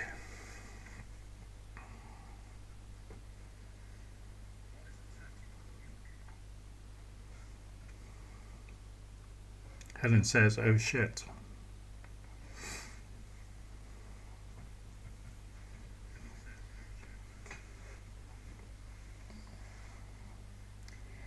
Yeah, I don't want to try and dramatize what's happening. I'm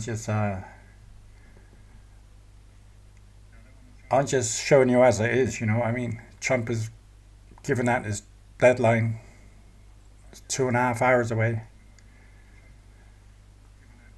And I'm just reporting on it and giving you the latest updates I can find. I find it unbelievable, really, that I'm talking about like tactical nuclear weapons are being used. You know, it's crazy why it's come to this. You know.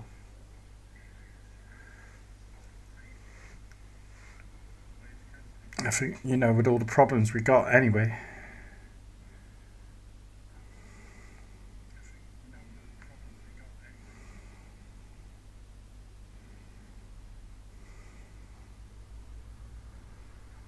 Yeah, Jack, you got that. You're spot on, mate.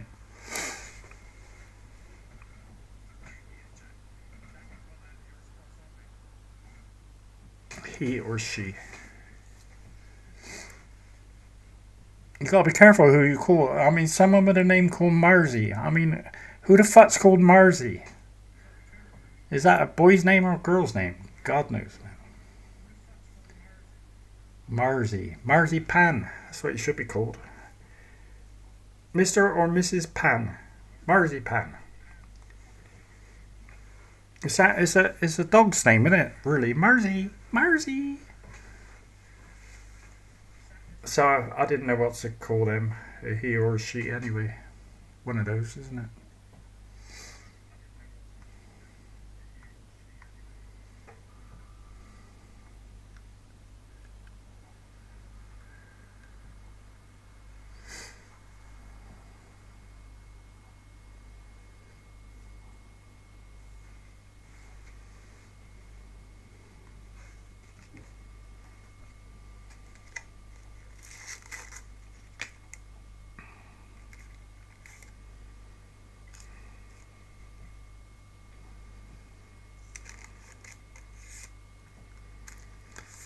Jack says Jack isn't my name. Marty McFly. There we go. Marty McFly. What a film that was, by the way. Back to the Future. Absolutely amazing film. All of those Back to the Future films. Really good. Marty McFly. Marty McFly.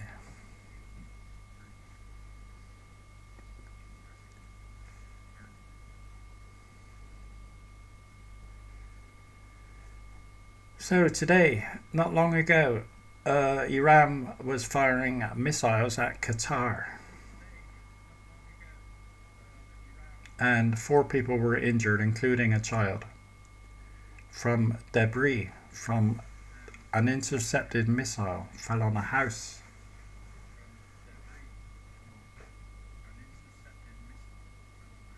It says, as we reported earlier, Qatar's defense ministry said it successfully intercepted a missile attack.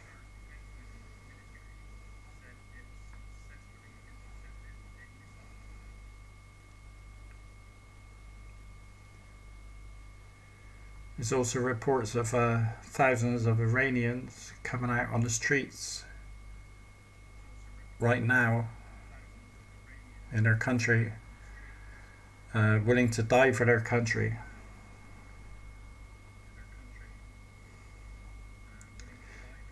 I think they've probably been forced out on the streets by the regime to act as like human shields, yeah? Possibly. I don't know. Just another thought.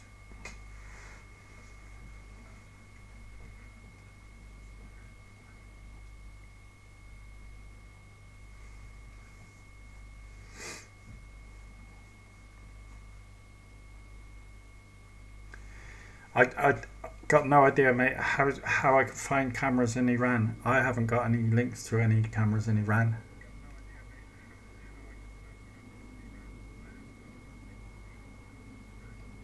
I can have another look, see what I can find.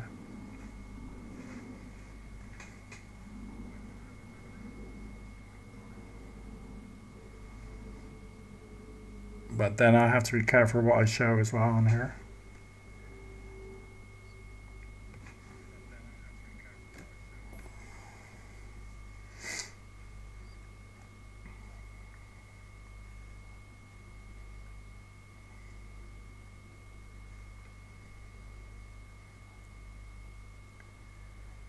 No, I can't see any links. I can't see any links of any cameras to look at in Iran.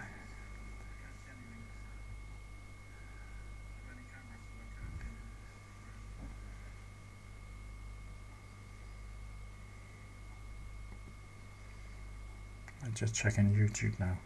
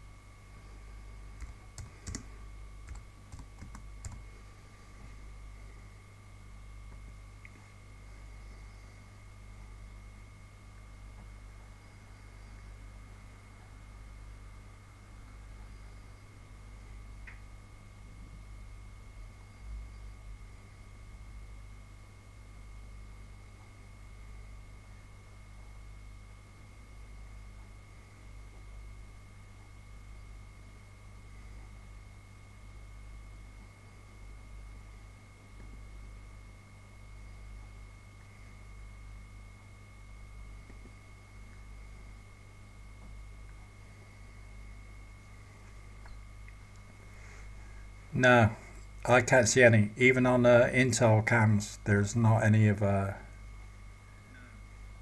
showing anything in Iran. That's from Intel cams.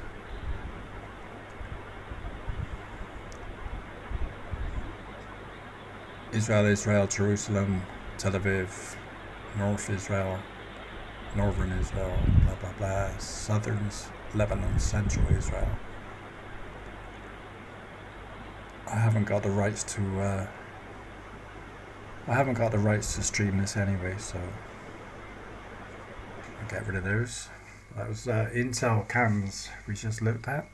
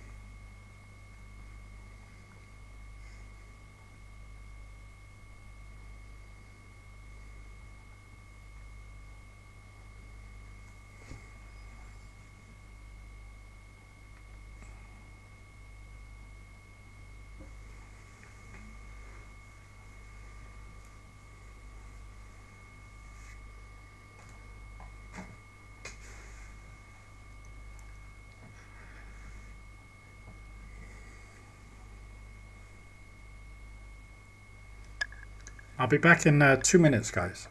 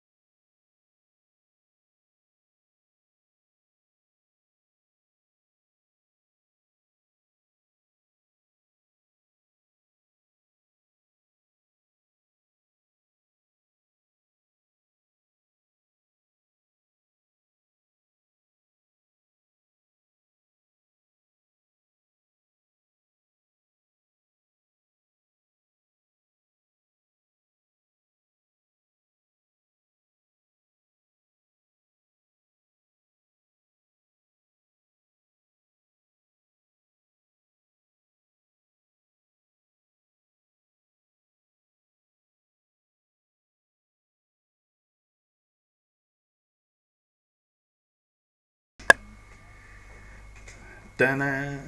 I'm back.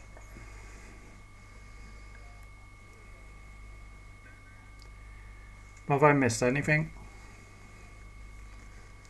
No, I was keeping an eye out just in case something happened.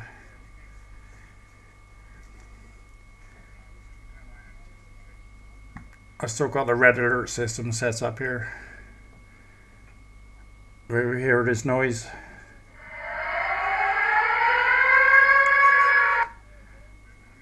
So I got that set up. I've still got the updates, which I'm looking at. Haven't missed anything. Everything's still the same. It's set for the timer. The timer's going down. 2 hours and 20 minutes to go. That should work out as 1 o'clock UK time. 1 o'clock in the morning. That'll be 3 o'clock in Israel. 4 o'clock in the morning in Iran.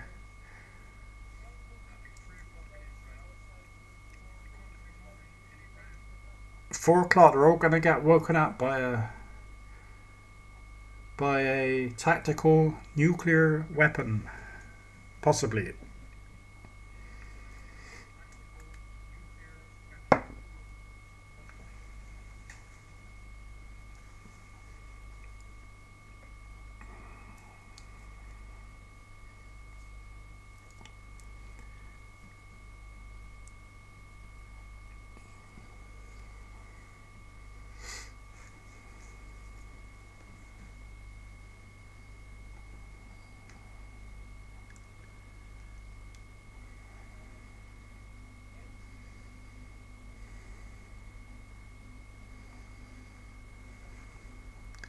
So there's still ongoing talks to try and get a ceasefire.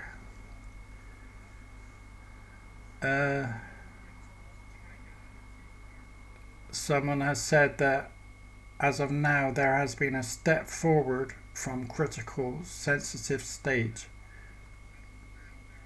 In the next stage, respect and comity should be replaced by rhetoric and redundancy.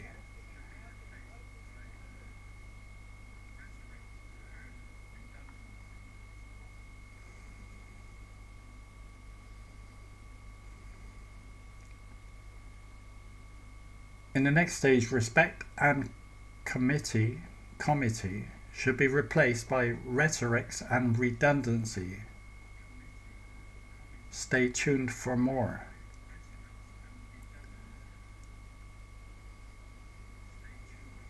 That's the proposal. What Pakistan have been setting up between Iran and America to do a 2-week extension to the deadline, and part of that was that Iran was going to open the Strait of Hormuz to all shipping, and the US, I don't know what the US were going to do, to be honest. I can't remember. Oh, the US were just going to extend the deadline by 2 weeks. Can't sit here for 2 weeks, can we?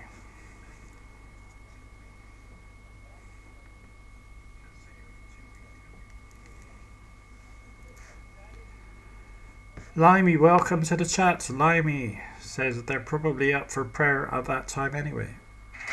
That is so true, mate.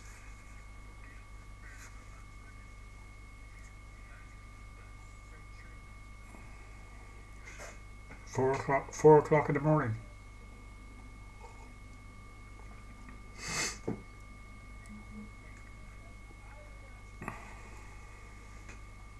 Welcome to the chat anyway, Limey. Great name, by the way, Limey. Limey69.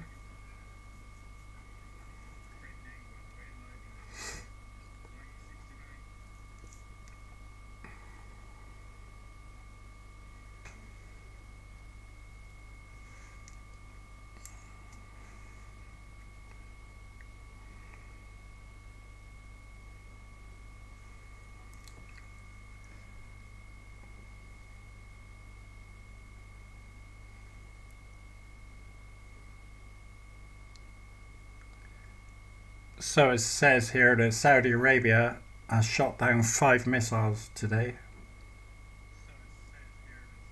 They've intercepted 5 ballistic missiles launched towards the kingdom's eastern region. All 5 missiles were destroyed.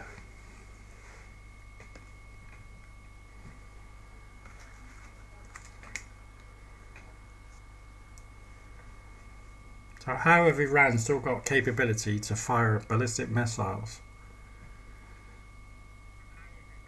towards Israel as well, and towards their near neighbours,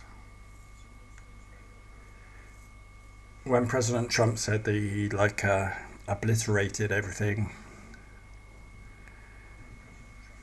and that he's won the war and all that sort of stuff? The war has been won. They have no... He said they have no air defense systems in place. They've got no radars left. Blah, blah, blah, blah, blah. He said that, and then probably just the next day, 2 of his planes got shot down.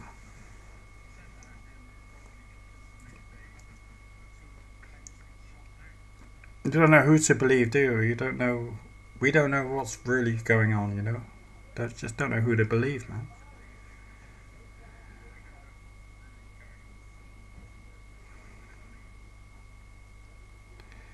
Classic Trump. Easter Bunny. He looks like an Easter Bunny. Trump.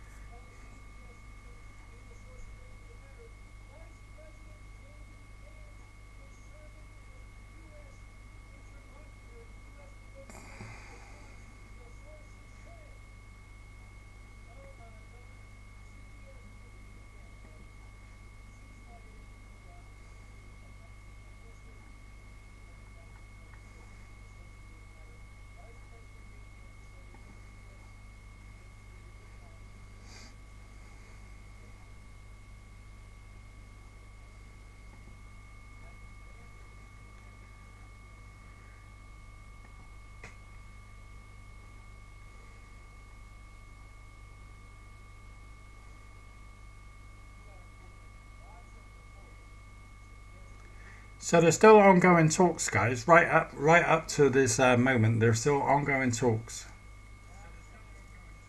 The Prime Minister of Pakistan has said so. And they're asking for Trump to extend the deadline for 2 weeks and for Iran to open the Strait of Hormuz.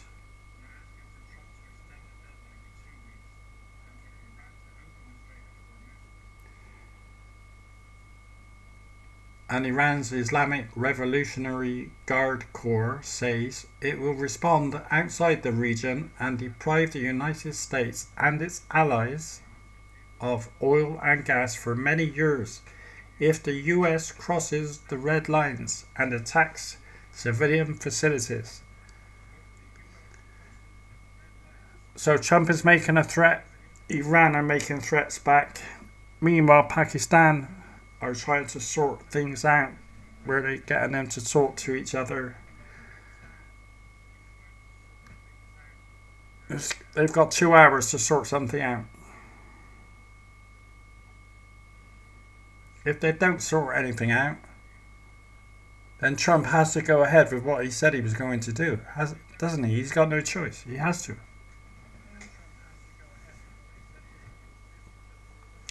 So what do you think, guys? Do you think there's going to be a last-minute ceasefire? A last-minute extension to the deadline? Do you think they're going to be able to sort this out within the next 2 hours? Do you think it's all just propaganda, just to... I don't know. Limey says he thinks Trump will go ahead. I think Trump will have to go ahead. He's going to have no choice. He can't back down once he comes out with the kind of threat which he has made today.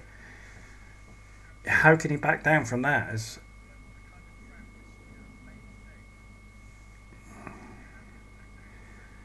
They are talking now as we speak. Yes, that is the very latest. They're still in talks.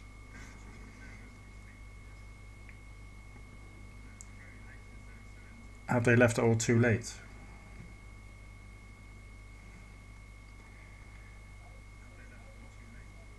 I mean, they're even talking, you know what I mean? Tactical nuclear weapons, man. What's all that about? Tactical nuclear weapon.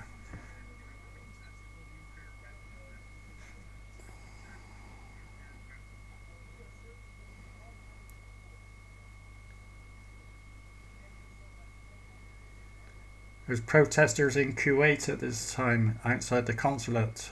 Protesters in Iraq swarm Kuwaiti consulate after a deadly rocket attack.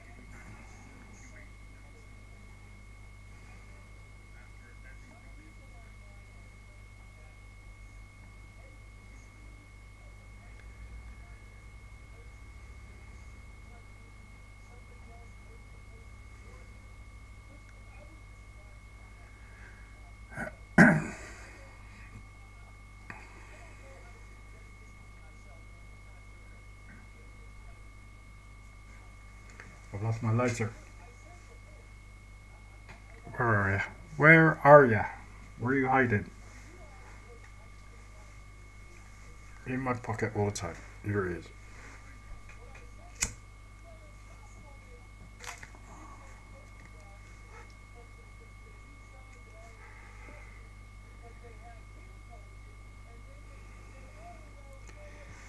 Helen thinks it's all theatre. It is. I agree.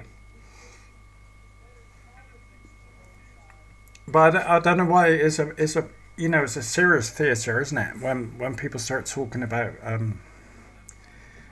nuclear weapons, tactical nuclear weapons like that, that is that's crazy.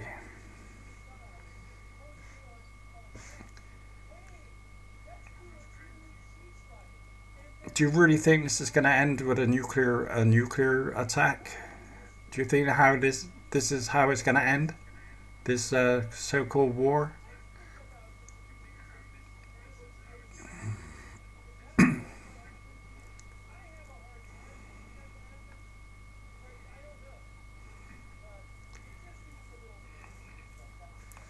You're right, Jack. We won't see it. We won't see it live anyway. I don't think anyone's going to see it, but we will be able to report on it.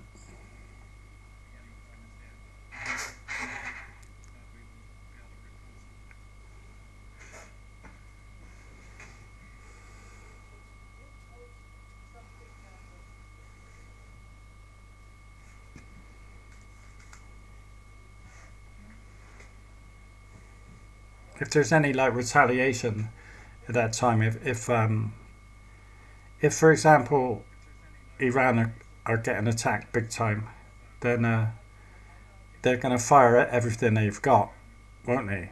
At US bases and neighbouring countries. Also firing into Israel as well with their ballistic missiles. They'll fire everything they've got.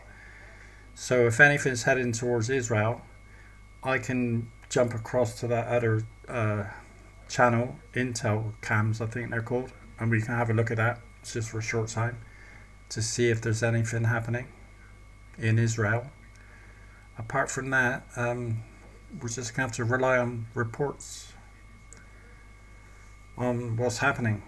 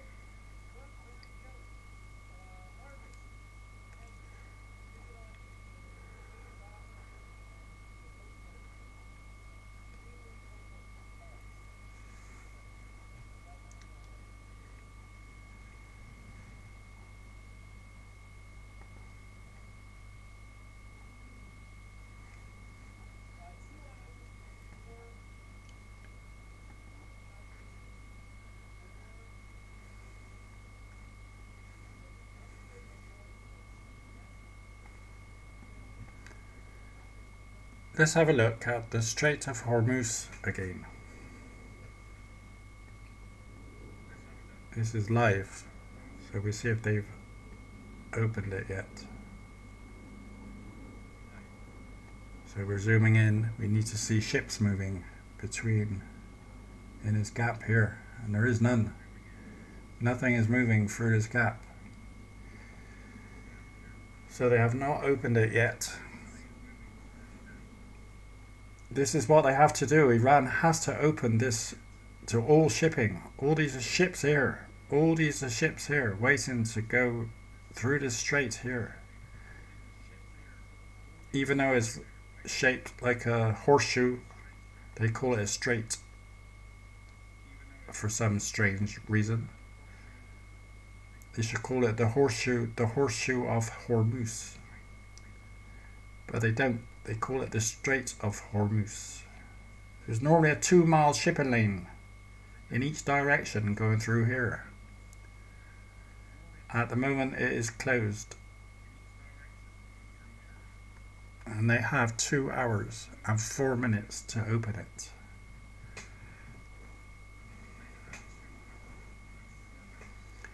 There's a lot of boats, isn't there? Look at all those boats. Look at all those boats, guys.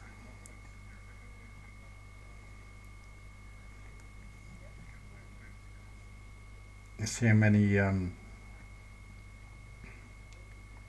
are we? I'm lost. Where's the UK gone? It's hiding.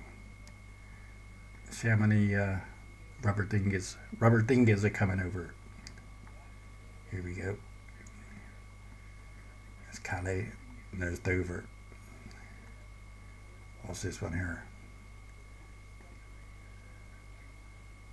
Oscar Wilde. P&O Ferry. The Green Guatemala. What's this little one here? Oh, it's a buoy. It's a buoy. What's this floating around here? This was 19 hours ago. This position was received 19 hours ago. That's a little boat. Not a dinghy though, is it?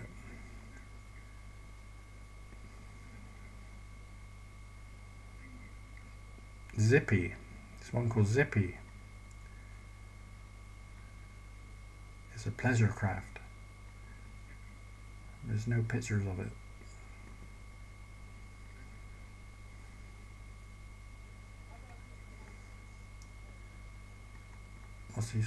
What's this one here? Position received 1 minute ago.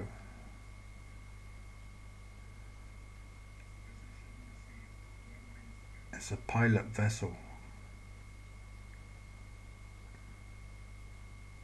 He's been going in and out, in and out.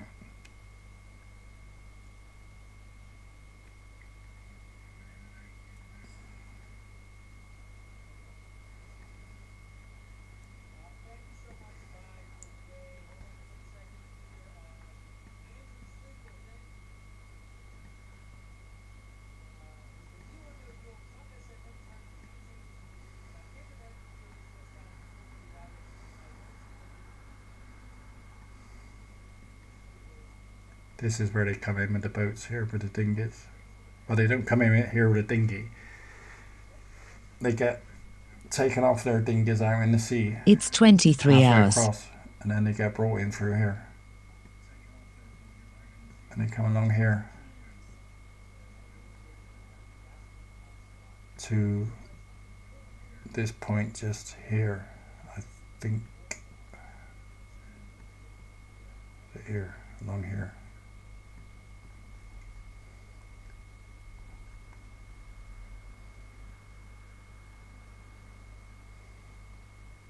Yeah, that's Dover. That's where they'll bring them in through here. All this space here now has been converted into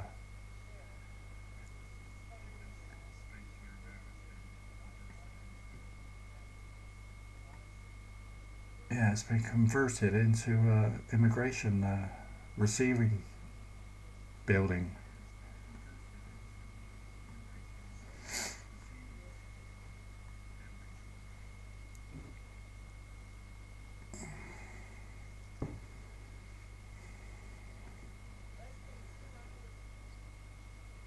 It is less than 2 hours now. Less than 2 hours, guys. 1 hour 59 minutes and 45 seconds to go.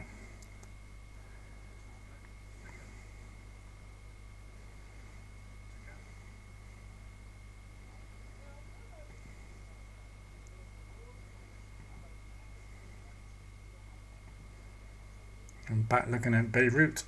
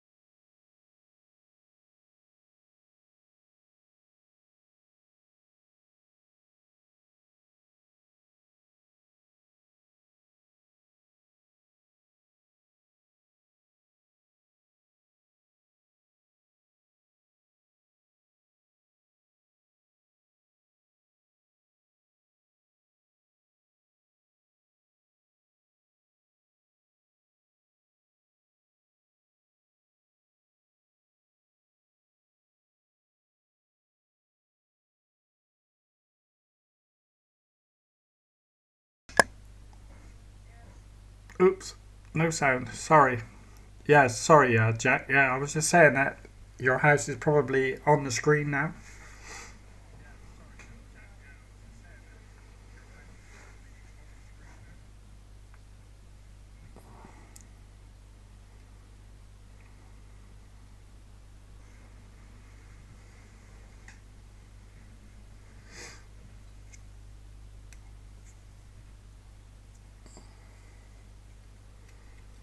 Had it muted. I had the bloody sound muted, guys. I'm getting all bunged up. I got like a hay fever, I think. Is there like hay fever around? Is there hay pollen around at this time of the year? It's been a hot day, isn't it? Maybe. Helen's laughing at me. Yeah, I did have it muted.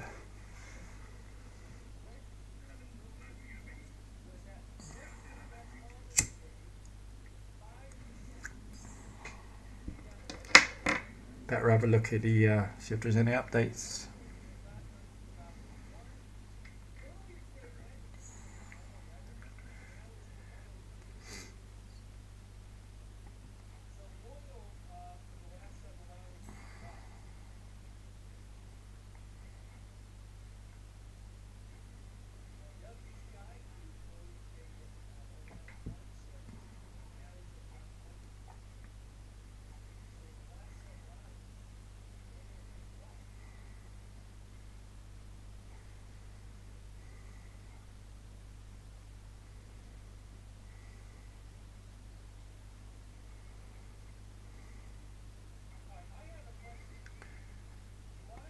Here's something I can show you. I'm going to put it on the screen for you to have a look at. It's nothing really exciting, I suppose, but it is an update. So I'll get it on the screen for you now. One moment.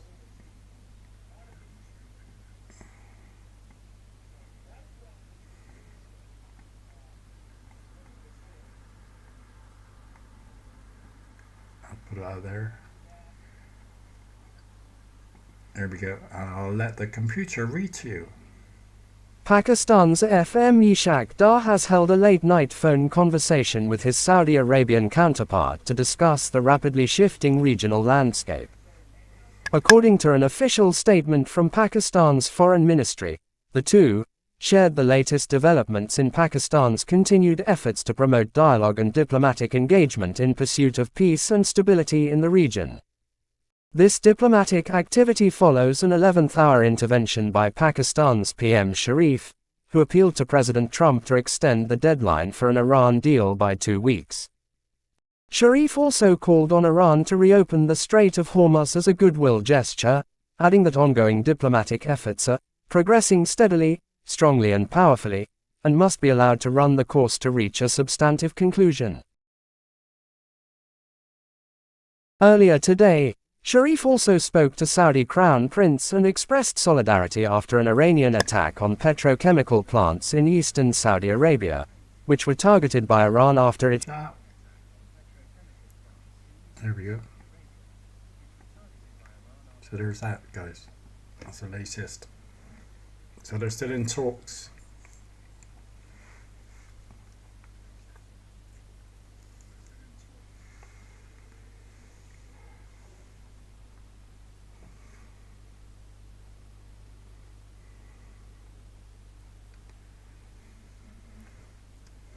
Oh no, Helen's got shingles on her face.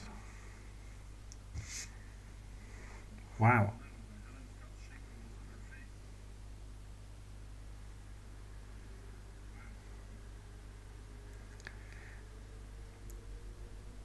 Jack said I should have zoomed in and we would have seen him staggering out of spoons.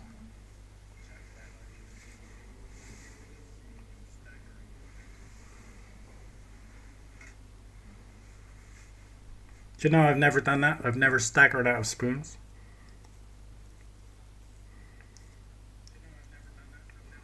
I've staggered out of loads of other places, but never spoons. Golded Guy, welcome. Welcome to the chat, welcome to the stream. Killing innocent people doesn't make sense. I totally agree with that.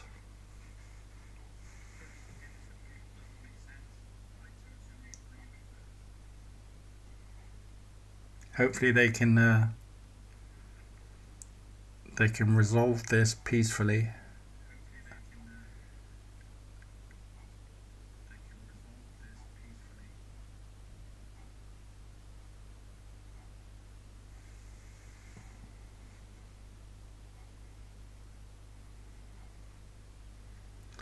There's a lot of threats going backwards and forwards, even talking about like a tactical nuclear attack.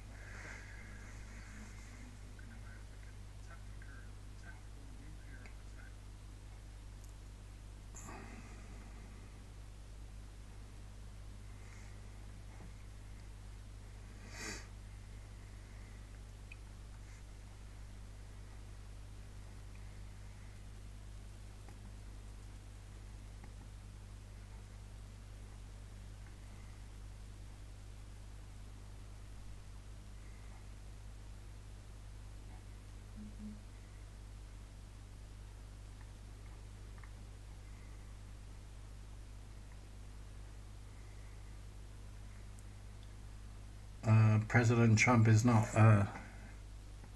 saying anything at the moment. There's no tweets, no new tweets come out.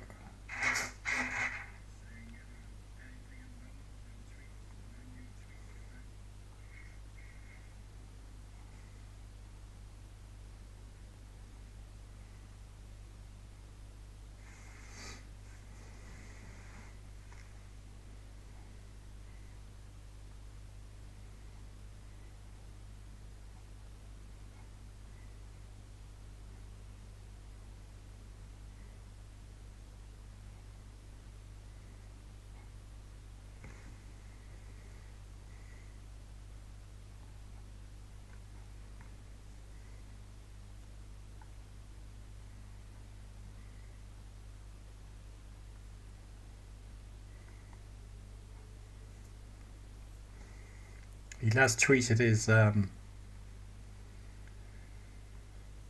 big tweet of the day was like 10 hours ago. I'm going to show you it now, what he tweeted. His message from 10 hours ago.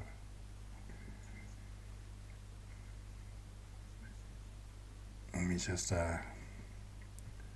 get it on the screen for you.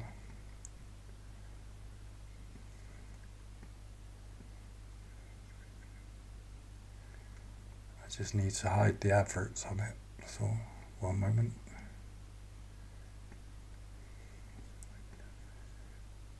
I think that'll do it there. Let's try that. So this is a tweet what President Trump tweeted 10 hours ago.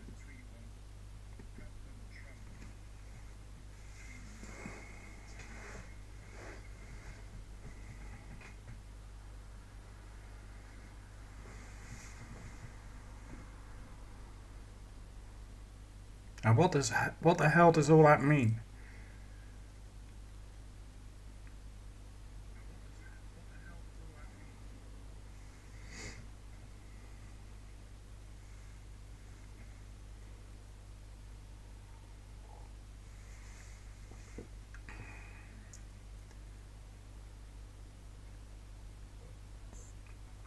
A whole civilization will die tonight, never to be brought back again.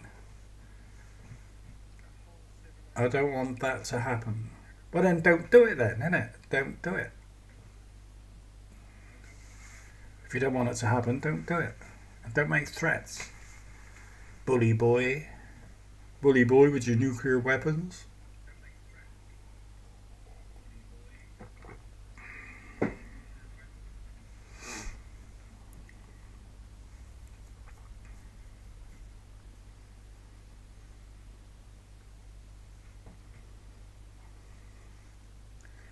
So who thinks Trump is a bully? Or is he doing the right thing? Do you like the way he talks? Or do you not like the way he talks? What's your opinions on Trump? And have they changed at all over the last, say, 6 months? Let us know in the chat what you think.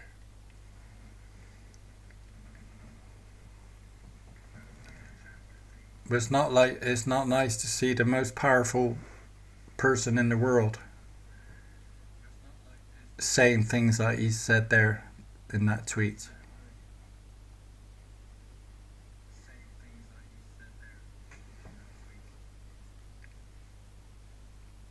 And then since that, there's been talk about Trump hasn't said it, but Israel, some spokesperson in Israel has said that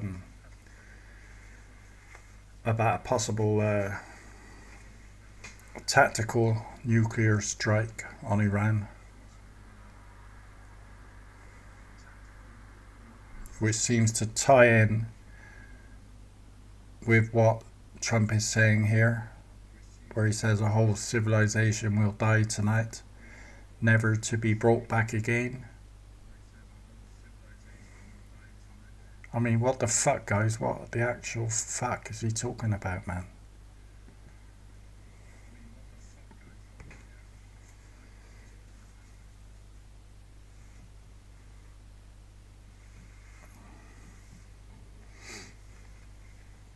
Yeah, Jack, I understand what you're saying, mate. I agree with you. I changed my mind a little bit about him when he went into Venezuela. Before that, he was fine, but he went over the top, I think, when he went into Venezuela. And then he's on about taking over Greenland by force. It's like as if he's after like a one government, a one world government. You know what I mean? So he can govern basically the whole world.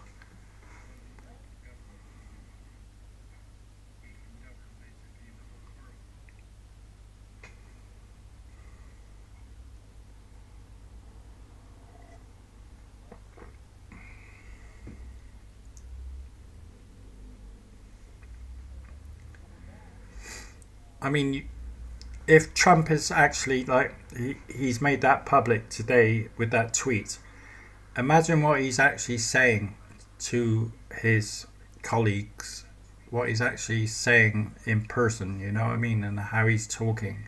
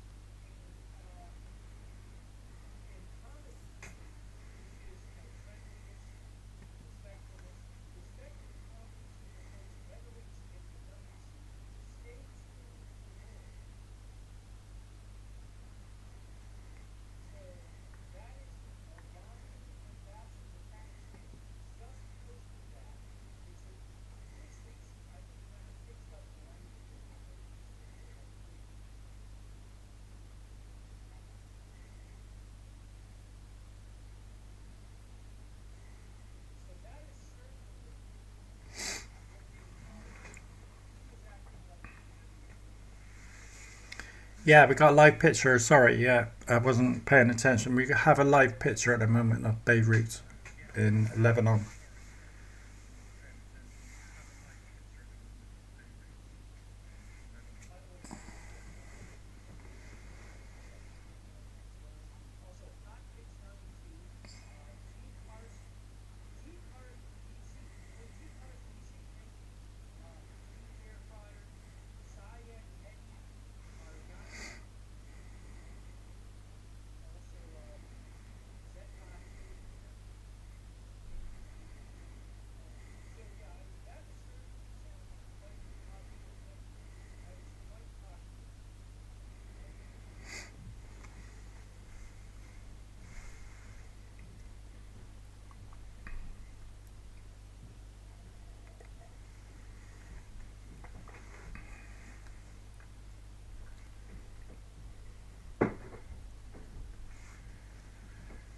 So I'm still looking for updates, guys.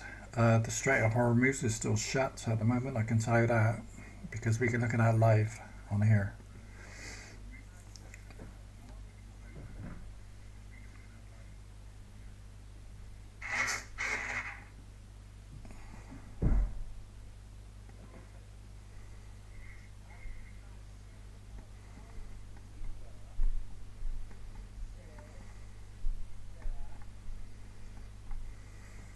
I'll just show you the Strait of Hormuz now, just to confirm to you that it is still closed to traffic.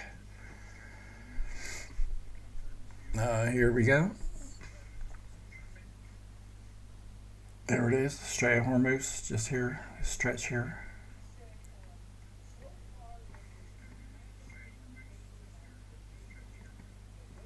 No ships coming in or out. Still closed. And they got 1 hour and 40 minutes to reopen it.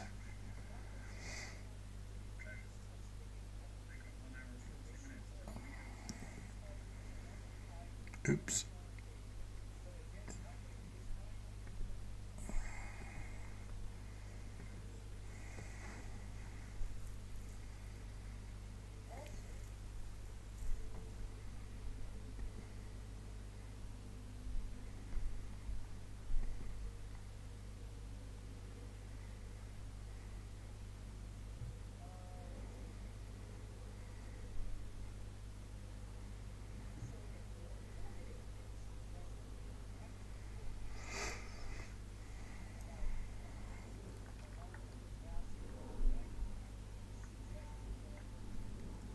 So they're still in talks apparently.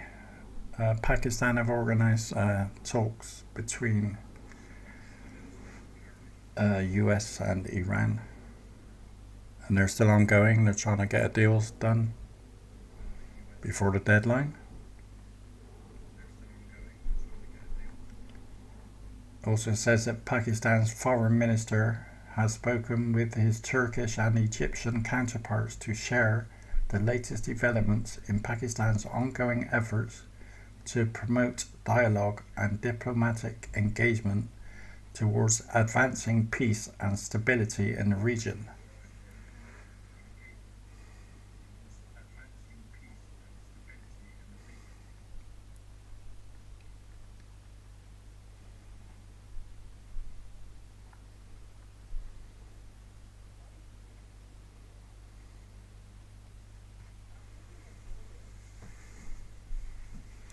So just a reminder of what Trump has said today.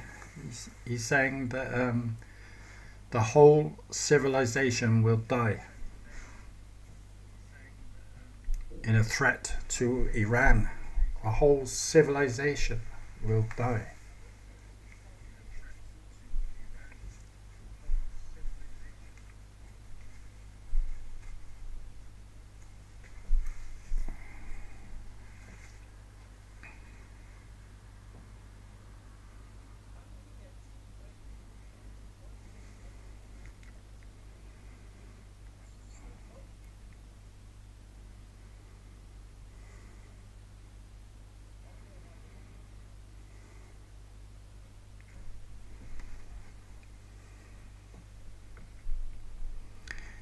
Yeah, good night, Jack. Sleep well, mate.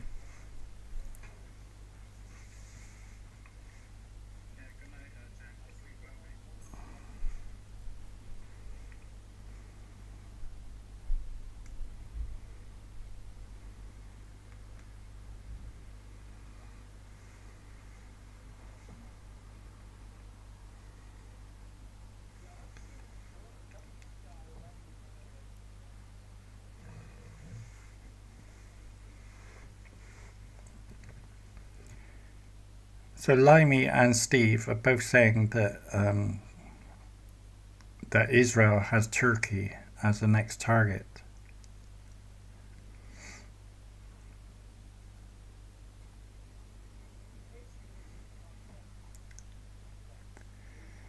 Yeah, thanks again, Jack, for joining in with the stream tonight. I do appreciate it. Thank you very much.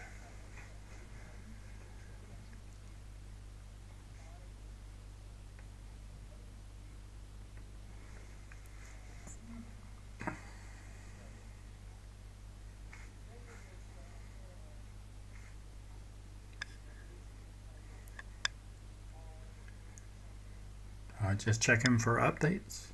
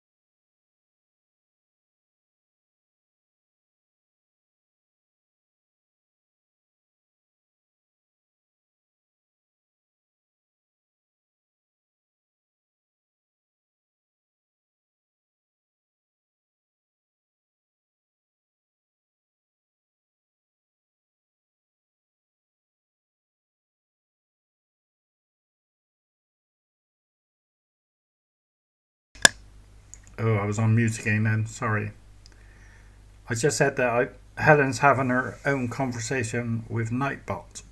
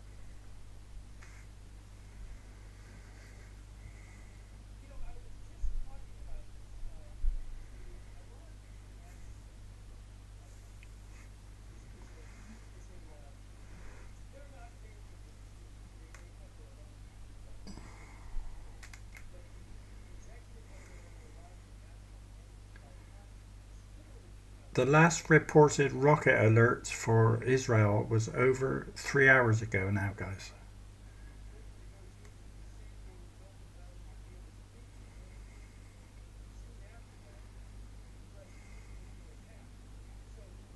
It's 23:30.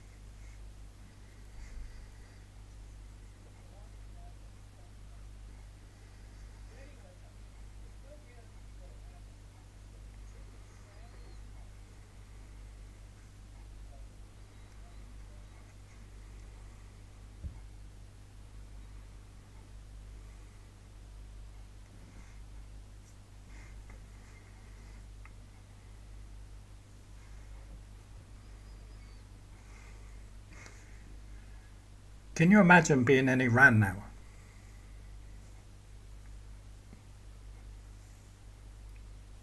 I mean, most of the people there would have gone to bed a few hours ago. But whether they get any sleep or not is a different matter, because they know that at 4 o'clock in the morning, their time, the deadline has passed. And then they're going to find out what Trump meant in his tweets where he says a whole civilization will die. Can you imagine trying to go to sleep when you've got that on your mind? Imagine it was happening here to this country. Imagine you had to go to bed now to sleep, knowing that at 4 o'clock in the morning, the biggest leader in the world, the most powerful man in the world, the most powerful country in the world, has said that a whole civilization will die.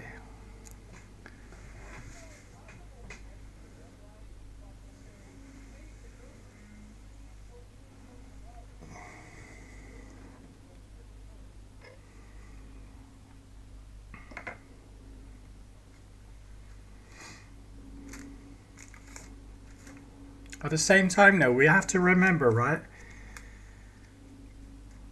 The regime is. I've got to be careful what I say now because I don't really understand it that much. But as far as I know, they're Islamists. They want to kill basically anyone who's not Muslim. They want to kill all the West. And if they had the chance, they would. Death to them is nothing. They believe if it's for the cause, it's a good thing to do. So we had to remember that one day, if Iran had the opportunity to attack the West with any nuclear weapon any time in the future, they would, without any justification. They would just do it because that's what they lived for.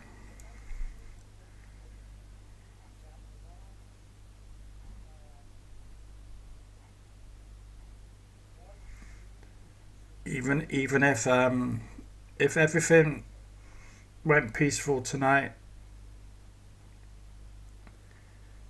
and it went peaceful for the next, say, 10 years, who's going to know what's going to happen like in 20 years, 30 years? the Islamic regime will not ever stop.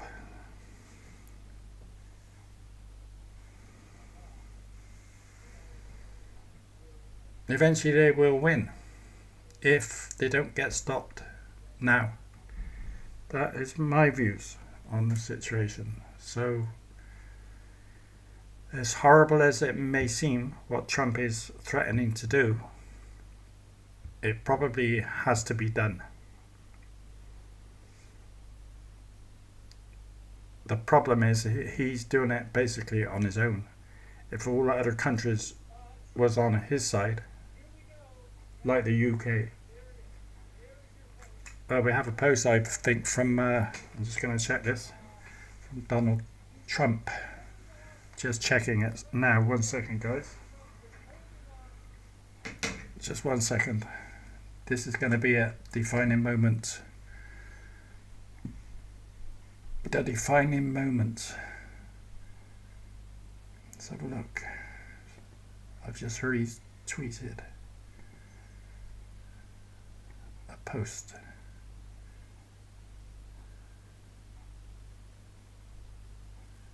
Okay, I'll get it out for you.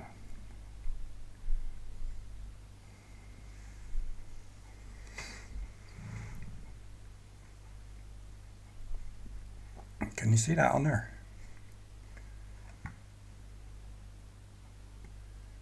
Let's bring it in, make it bigger for you. There we go. Just been tweeted from Trump. I'm reading it at the same time as you are.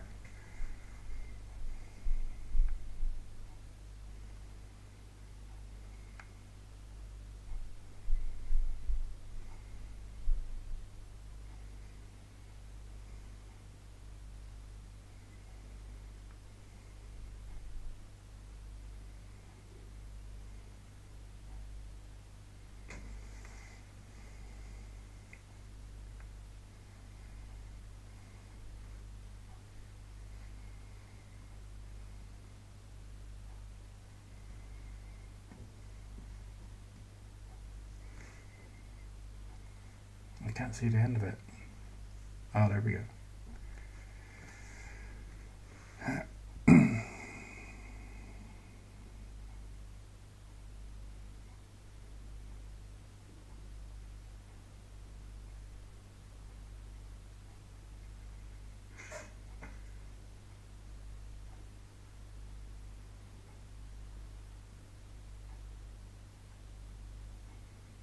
So it's breaking news, guys. Breaking news. I'm going to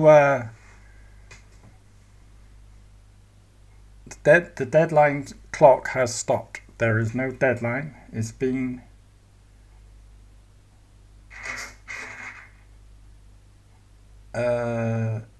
suspended for a period of 2 weeks.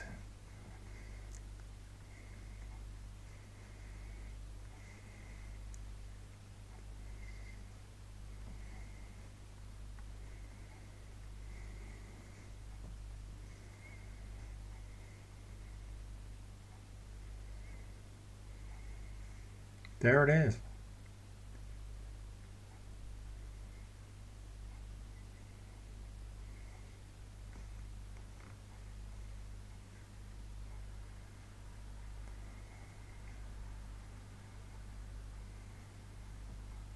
I can't get it all on one page. Just there. Oh, there we go. So that's the very latest, guys. It's brilliant news, isn't it? Wow.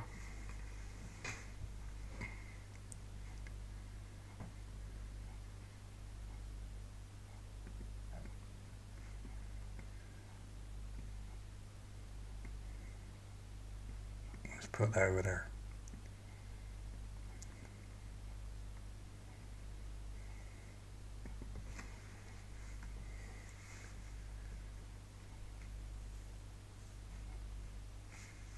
So there we go, with 1 hour and 21 minutes left.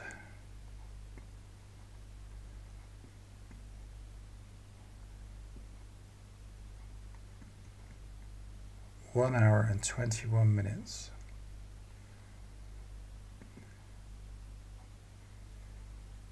That's it. So, the clock's got to go. Trump's deadline countdown has got to go.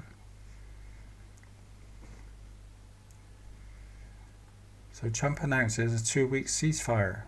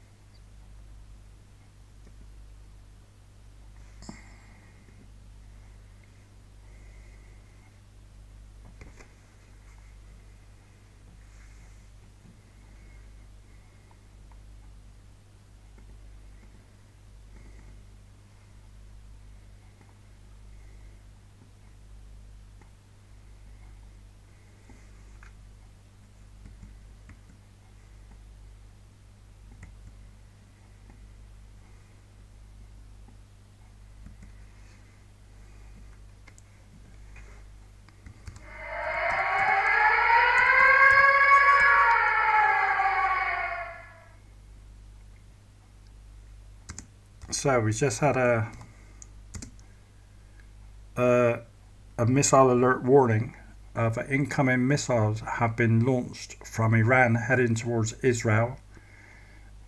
I'll get back to that very shortly, but the missiles are on their way from Iran to Israel.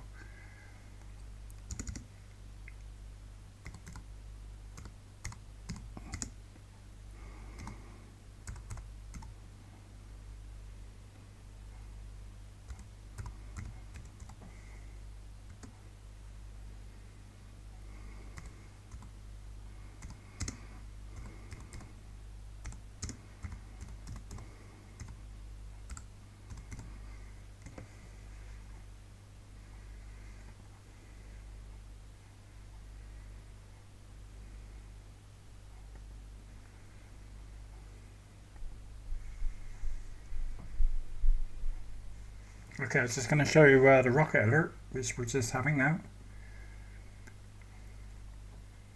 That's what's just popped up on my screen. I'll make that bigger so you can see it. Missile alert in the red there. That's what we got to look at the moment. This bit in the red. Just here. Home Front Command early warning. As of just a couple of minutes ago, due to the detection of missile launches, alerts may be activated in the coming minutes in those areas. Jerusalem is included with that, and the Dead Sea area. We've got no cameras in the area, but we can have a look at the other, there's another YouTube channel I can zoom into, hopefully, if I remember what it's called.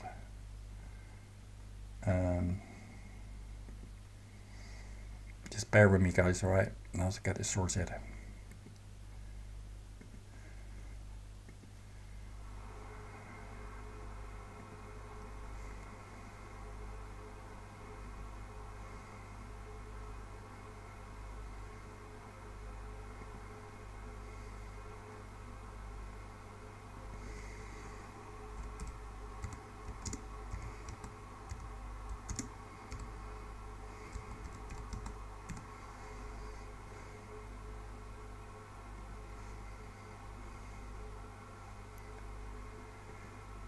That's the one there. Right, let's get that up on the screen for you.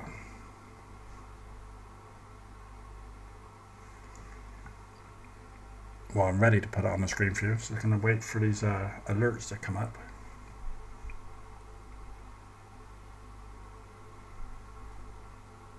And then I can show you this live. We got light. If there's any, so look. I got one camera showing Jerusalem. One camera showing northern Israel, one camera showing Haifa area, that's in northwest Israel, and one showing parts of Tel Aviv.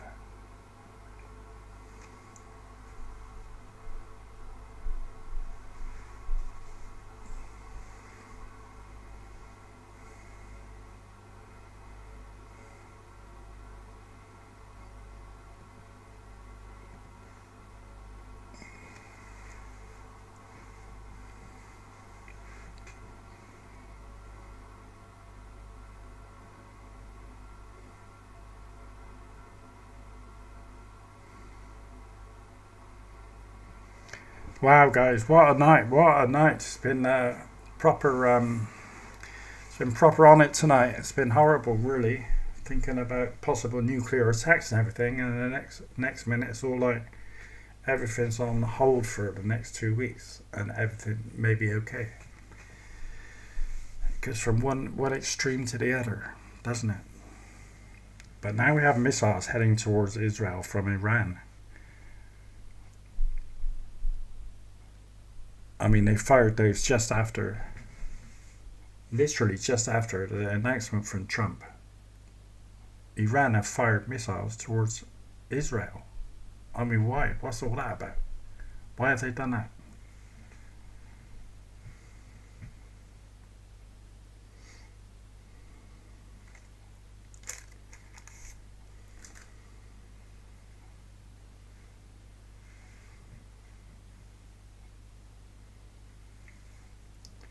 Trump has said that it is an... Okay, we've got alerts for Jerusalem area, so I'm gonna... Alarm! Beitar Elite, Jerusalem Center, Bet Shemesh, Jerusalem South, Ma'ale Adumim, Mevaseret Zion, Jerusalem East, Abu Ghosh, Jerusalem North, Modi'in Maccabim I Re'u, need Jerusalem, West, this one here. Bat Ayin, Tzrigim Leon, This Agur, is Jerusalem Kfar here, we can Menachem, have a look. Revadim, Beit Chilkiah, Yad Binyamin, Pedaya, Bet Uziel, Gezer, Kiryat Malachi, Yoav, train station, Revadim, So this is incoming ballistic missiles right now heading towards Jerusalem area.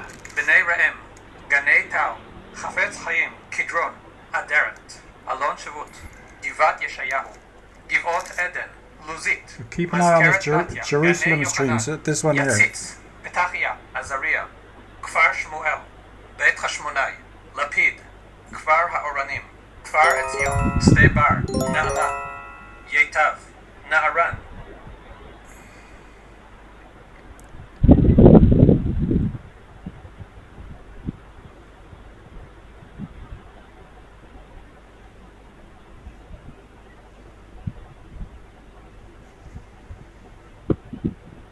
No sound with these cameras, but look for any interceptions in this area, in this camera here, Jerusalem.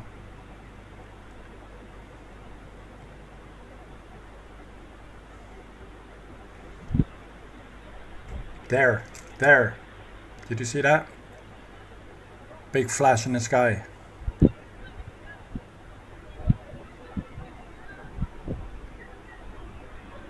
And also it's on the Tel Aviv camera as well.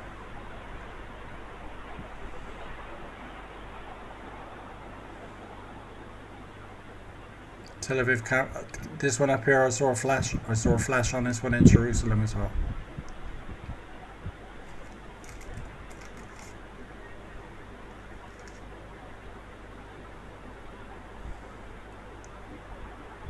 So my question is this, guys: why have Iran launched ballistic missiles towards Jerusalem and Tel Aviv, one of the two biggest cities in Israel? Why have they done that just after Trump has made the agreement?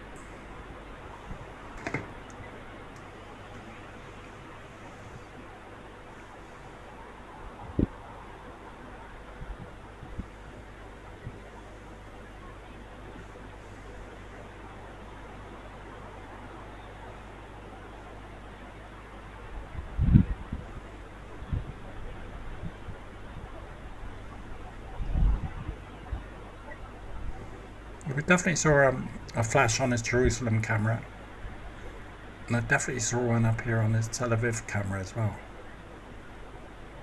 Probably interceptors going up, hopefully shooting it out of the sky. So it looks like the alerts are over now. So whatever happened has happened.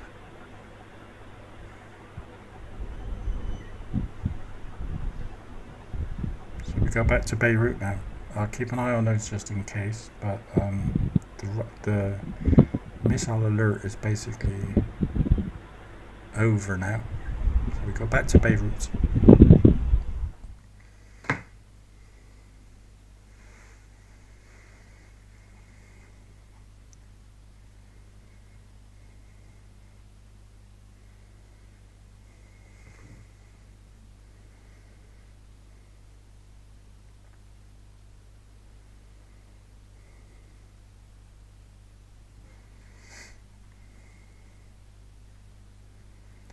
Oh, got a typo.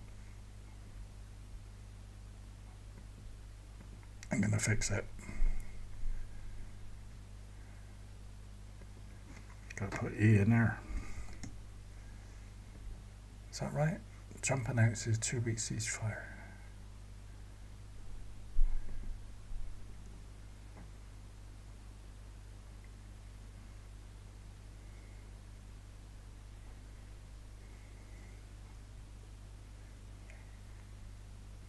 Yeah, that's right, isn't it? C-E-A-S-E fire. Yeah, that's better.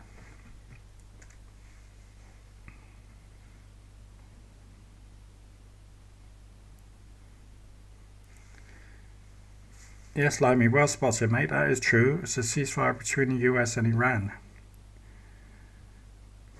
It is not clear about Israel stopping.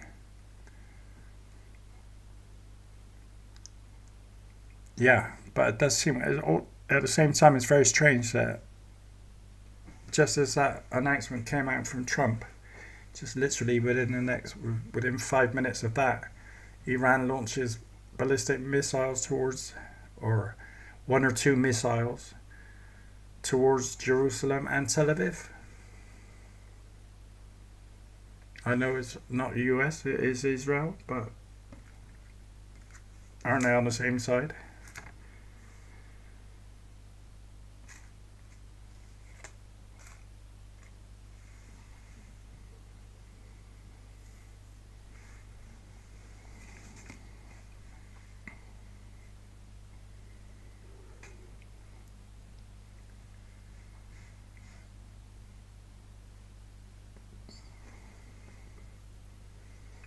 So just looking to see if there's been any more, what people are saying about this, any more updates.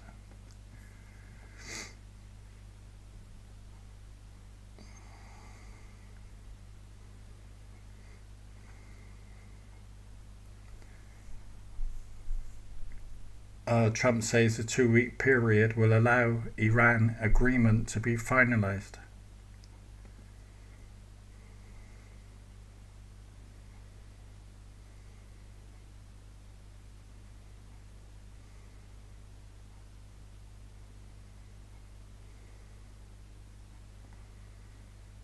Trump says US to suspend bombing and attack of Iran for 2 weeks. So they got 2 weeks now to sort it out rather than 2 hours. Well done Pakistan, by the way. Well done to Pakistan for sorting this out.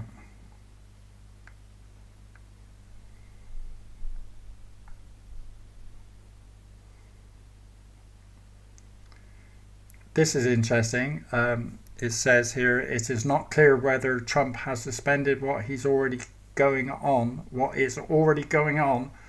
or extending the deadline for the ultimate destruction of the power plants. The Iranians are going to read this to see between the lines and also to read what is clearly written. And they're going to look at it and probably react to it in the next hour or so. Maybe longer than that. The Iranians have always talked about a lack of trust. They don't trust Trump.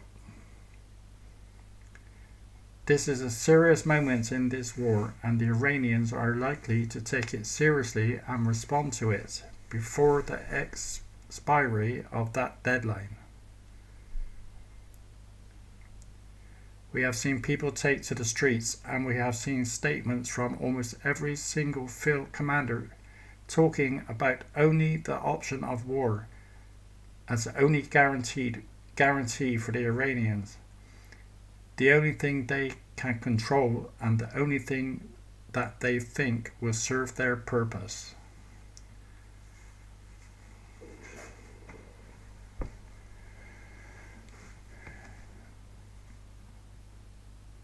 Okay, so let's go and have a look now at the Strait of Hormuz to see if any ships are going through. still look closed to me at the moment. I'd imagine it takes a long time to sort things out, doesn't it?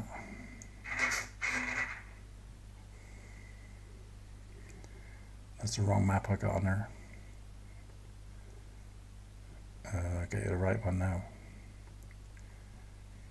Coming up now. Here it is. So here's the latest one here. So all these ships here now. All these ships here. All these ships here waiting should now be allowed to pass through in each direction. That's brilliant news if that happens, yeah. Let's wait and see it. They must have agreed to it, to the straits being open, but yeah, it's going to take time, isn't it, for them to open it. I mean, all these ships just can't all come through at the same time. Although there's a few seem to be heading that direction. Here. What's this one here? Looks like this is going to be the next one.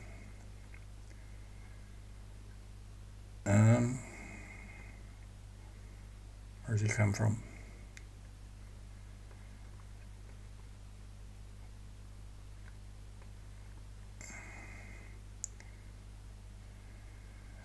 Well, he's heading that way, isn't he?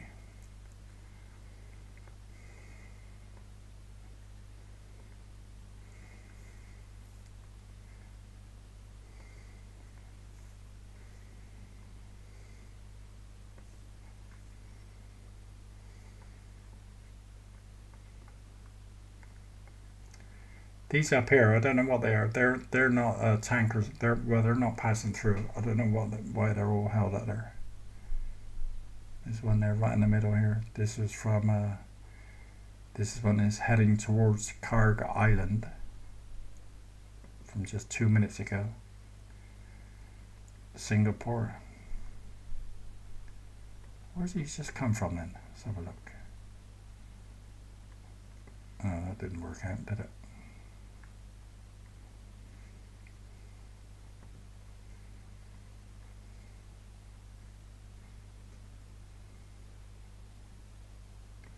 Try that again. Nope.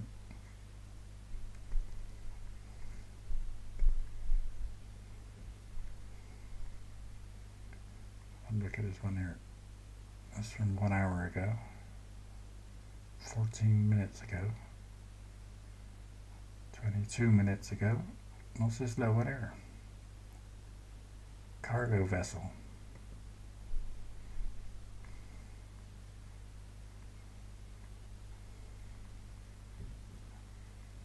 It's like a little dinghy.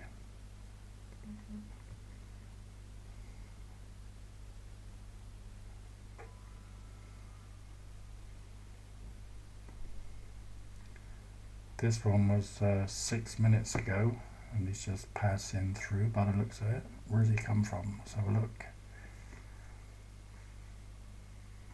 Oh. Past track.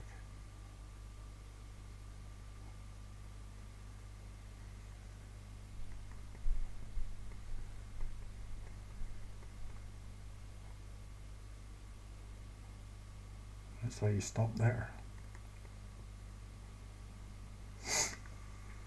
Oh well, interesting. It'd be interesting to look at this map again tomorrow to see what's happening with the ships. It's 0 hours.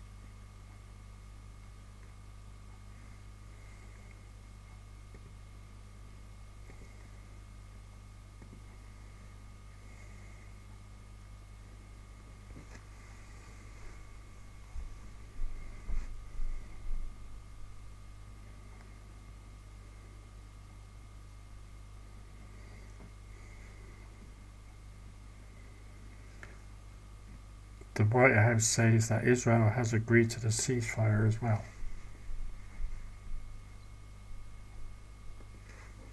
Good.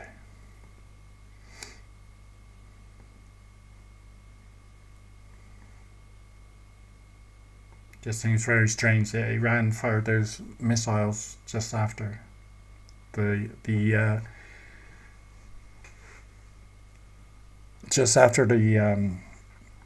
announcement of a 2-week ceasefire. Iran launched ballistic missiles towards Israel.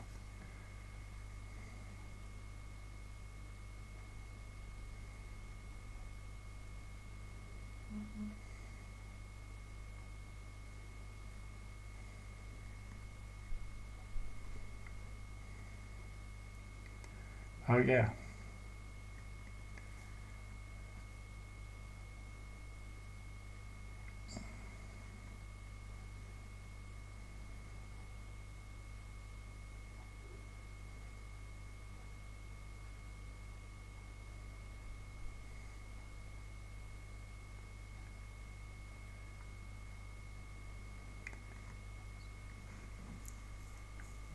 So what's Trump gaining out of all this then?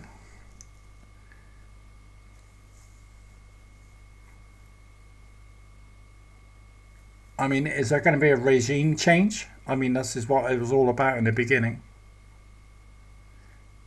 where he was telling all the Iranians to go out on the street and fight against the regime, and that's what he was asking for. Does this mean the regime is gonna basically let people do what they want to do now in Iran? Are the Iranians in the UK? Do they want to go back to Iran now? Will the regime accept them back? I don't think this is not the answer. I think Trump is just probably getting money, oil, stuff like that out of this war. As for Iran being a peaceful country where they haven't got the regime making their demands on people, is a different matter, isn't it?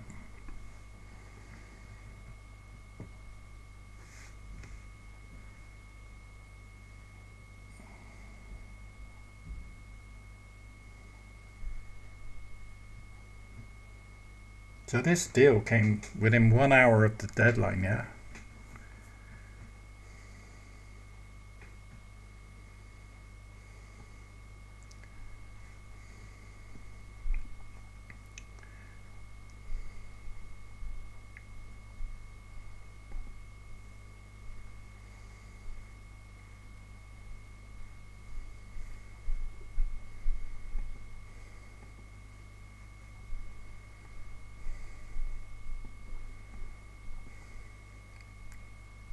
Here's the latest post.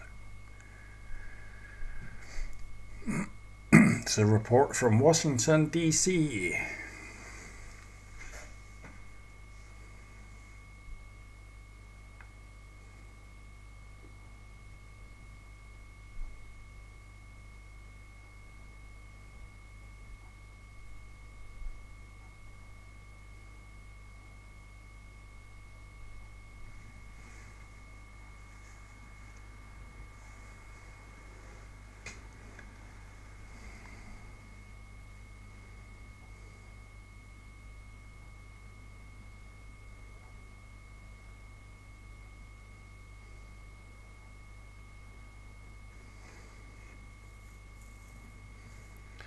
Wow.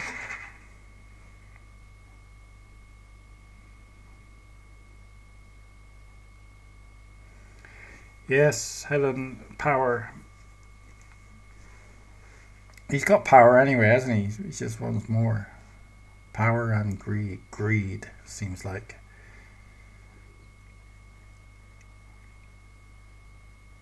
It just doesn't make sense to me. The whistleblower. Hello, welcome.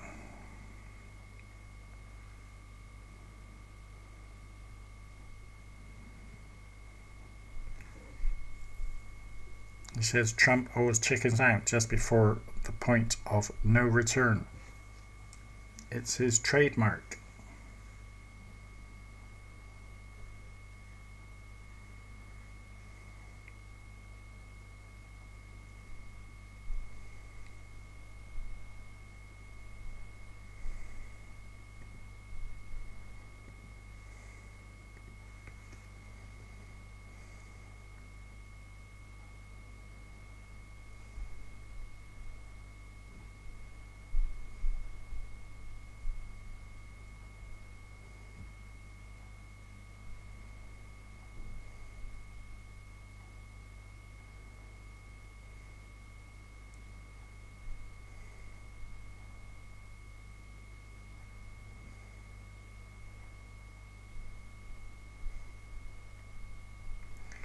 Okay, so this is slightly different now. What I'm just reading.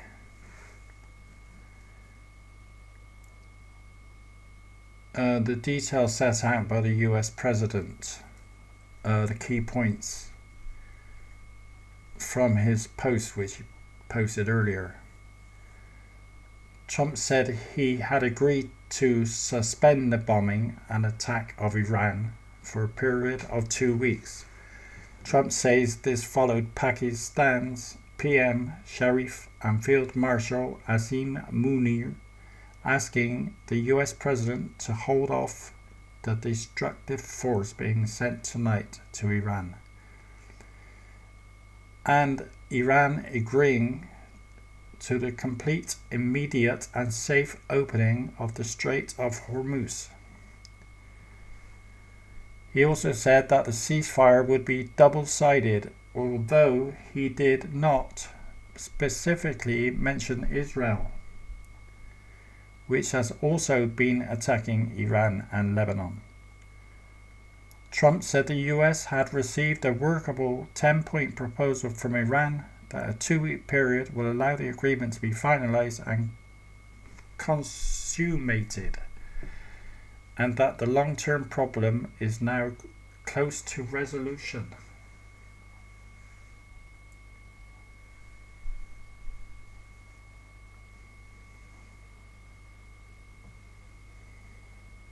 Wow.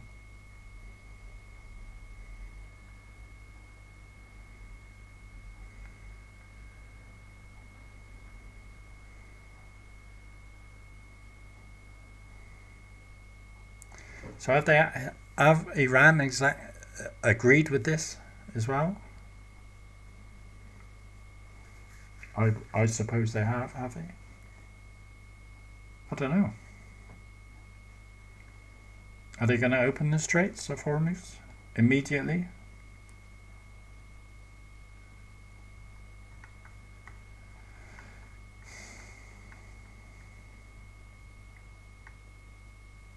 It's so confusing.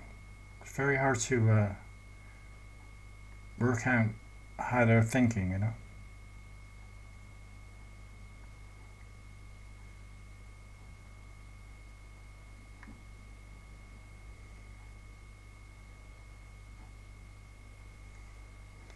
Because just here I'm reading, it says Trump says to pause the bombing for 2 weeks if Iran opens Hormuz. So surely he wouldn't have posted that the deal's been done if Iran hasn't agreed to open Hormuz.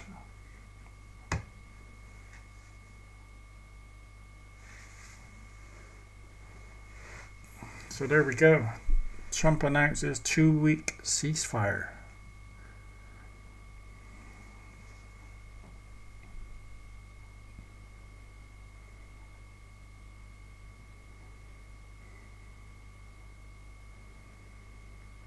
There's a lot of ifs and buts, isn't there?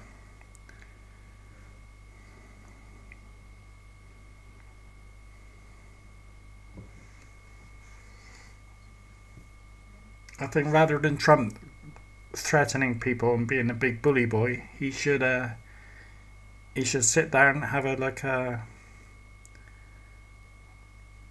make a proper statement to the world, because he's getting everybody involved. And he needs to explain exactly what he wants out of this war and what he is expecting of Iran to do in the long term.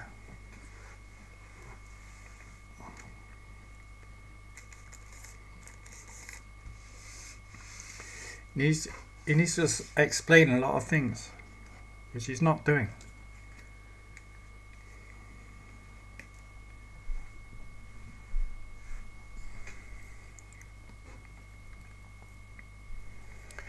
Right, guys, so I'm going to wrap this up now. I think we got within 1 hour, hour and a half of the original ceasefire, where Trump set the deadline for 1 o'clock UK time, 1 o'clock in the morning, 1 a.m. UK time. That was when this ceasefire deadline was.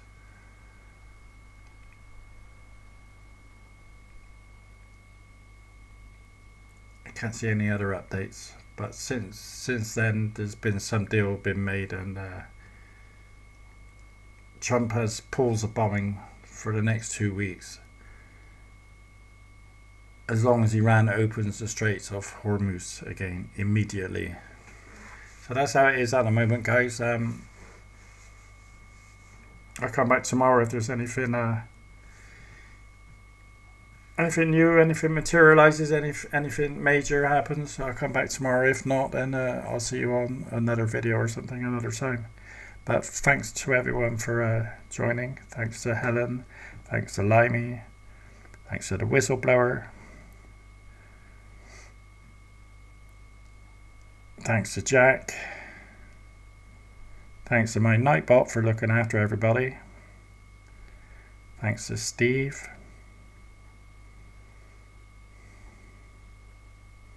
Thanks to Nathan.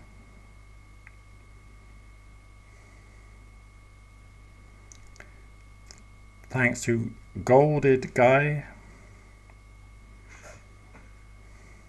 Yeah, I appreciate everyone for your comments and everything tonight. Don't forget to hit the thumbs up button, guys, before you go. And and thanks to Captain Obes and Gamey Zone Xeon. Gamey Xeon. I don't think I missed anybody. I think that's everyone mentioned. Just checking. Thank you to Die.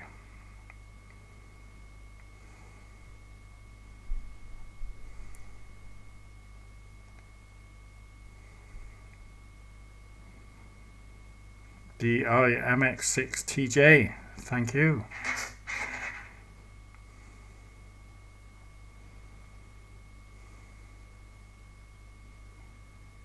Thanks to Stefan. Thanks to Cookie Toots. Thanks to Alien. Thanks to everybody, and I'll see you on the next one. Ta-da. Sleep well. Peace and all that malarkey.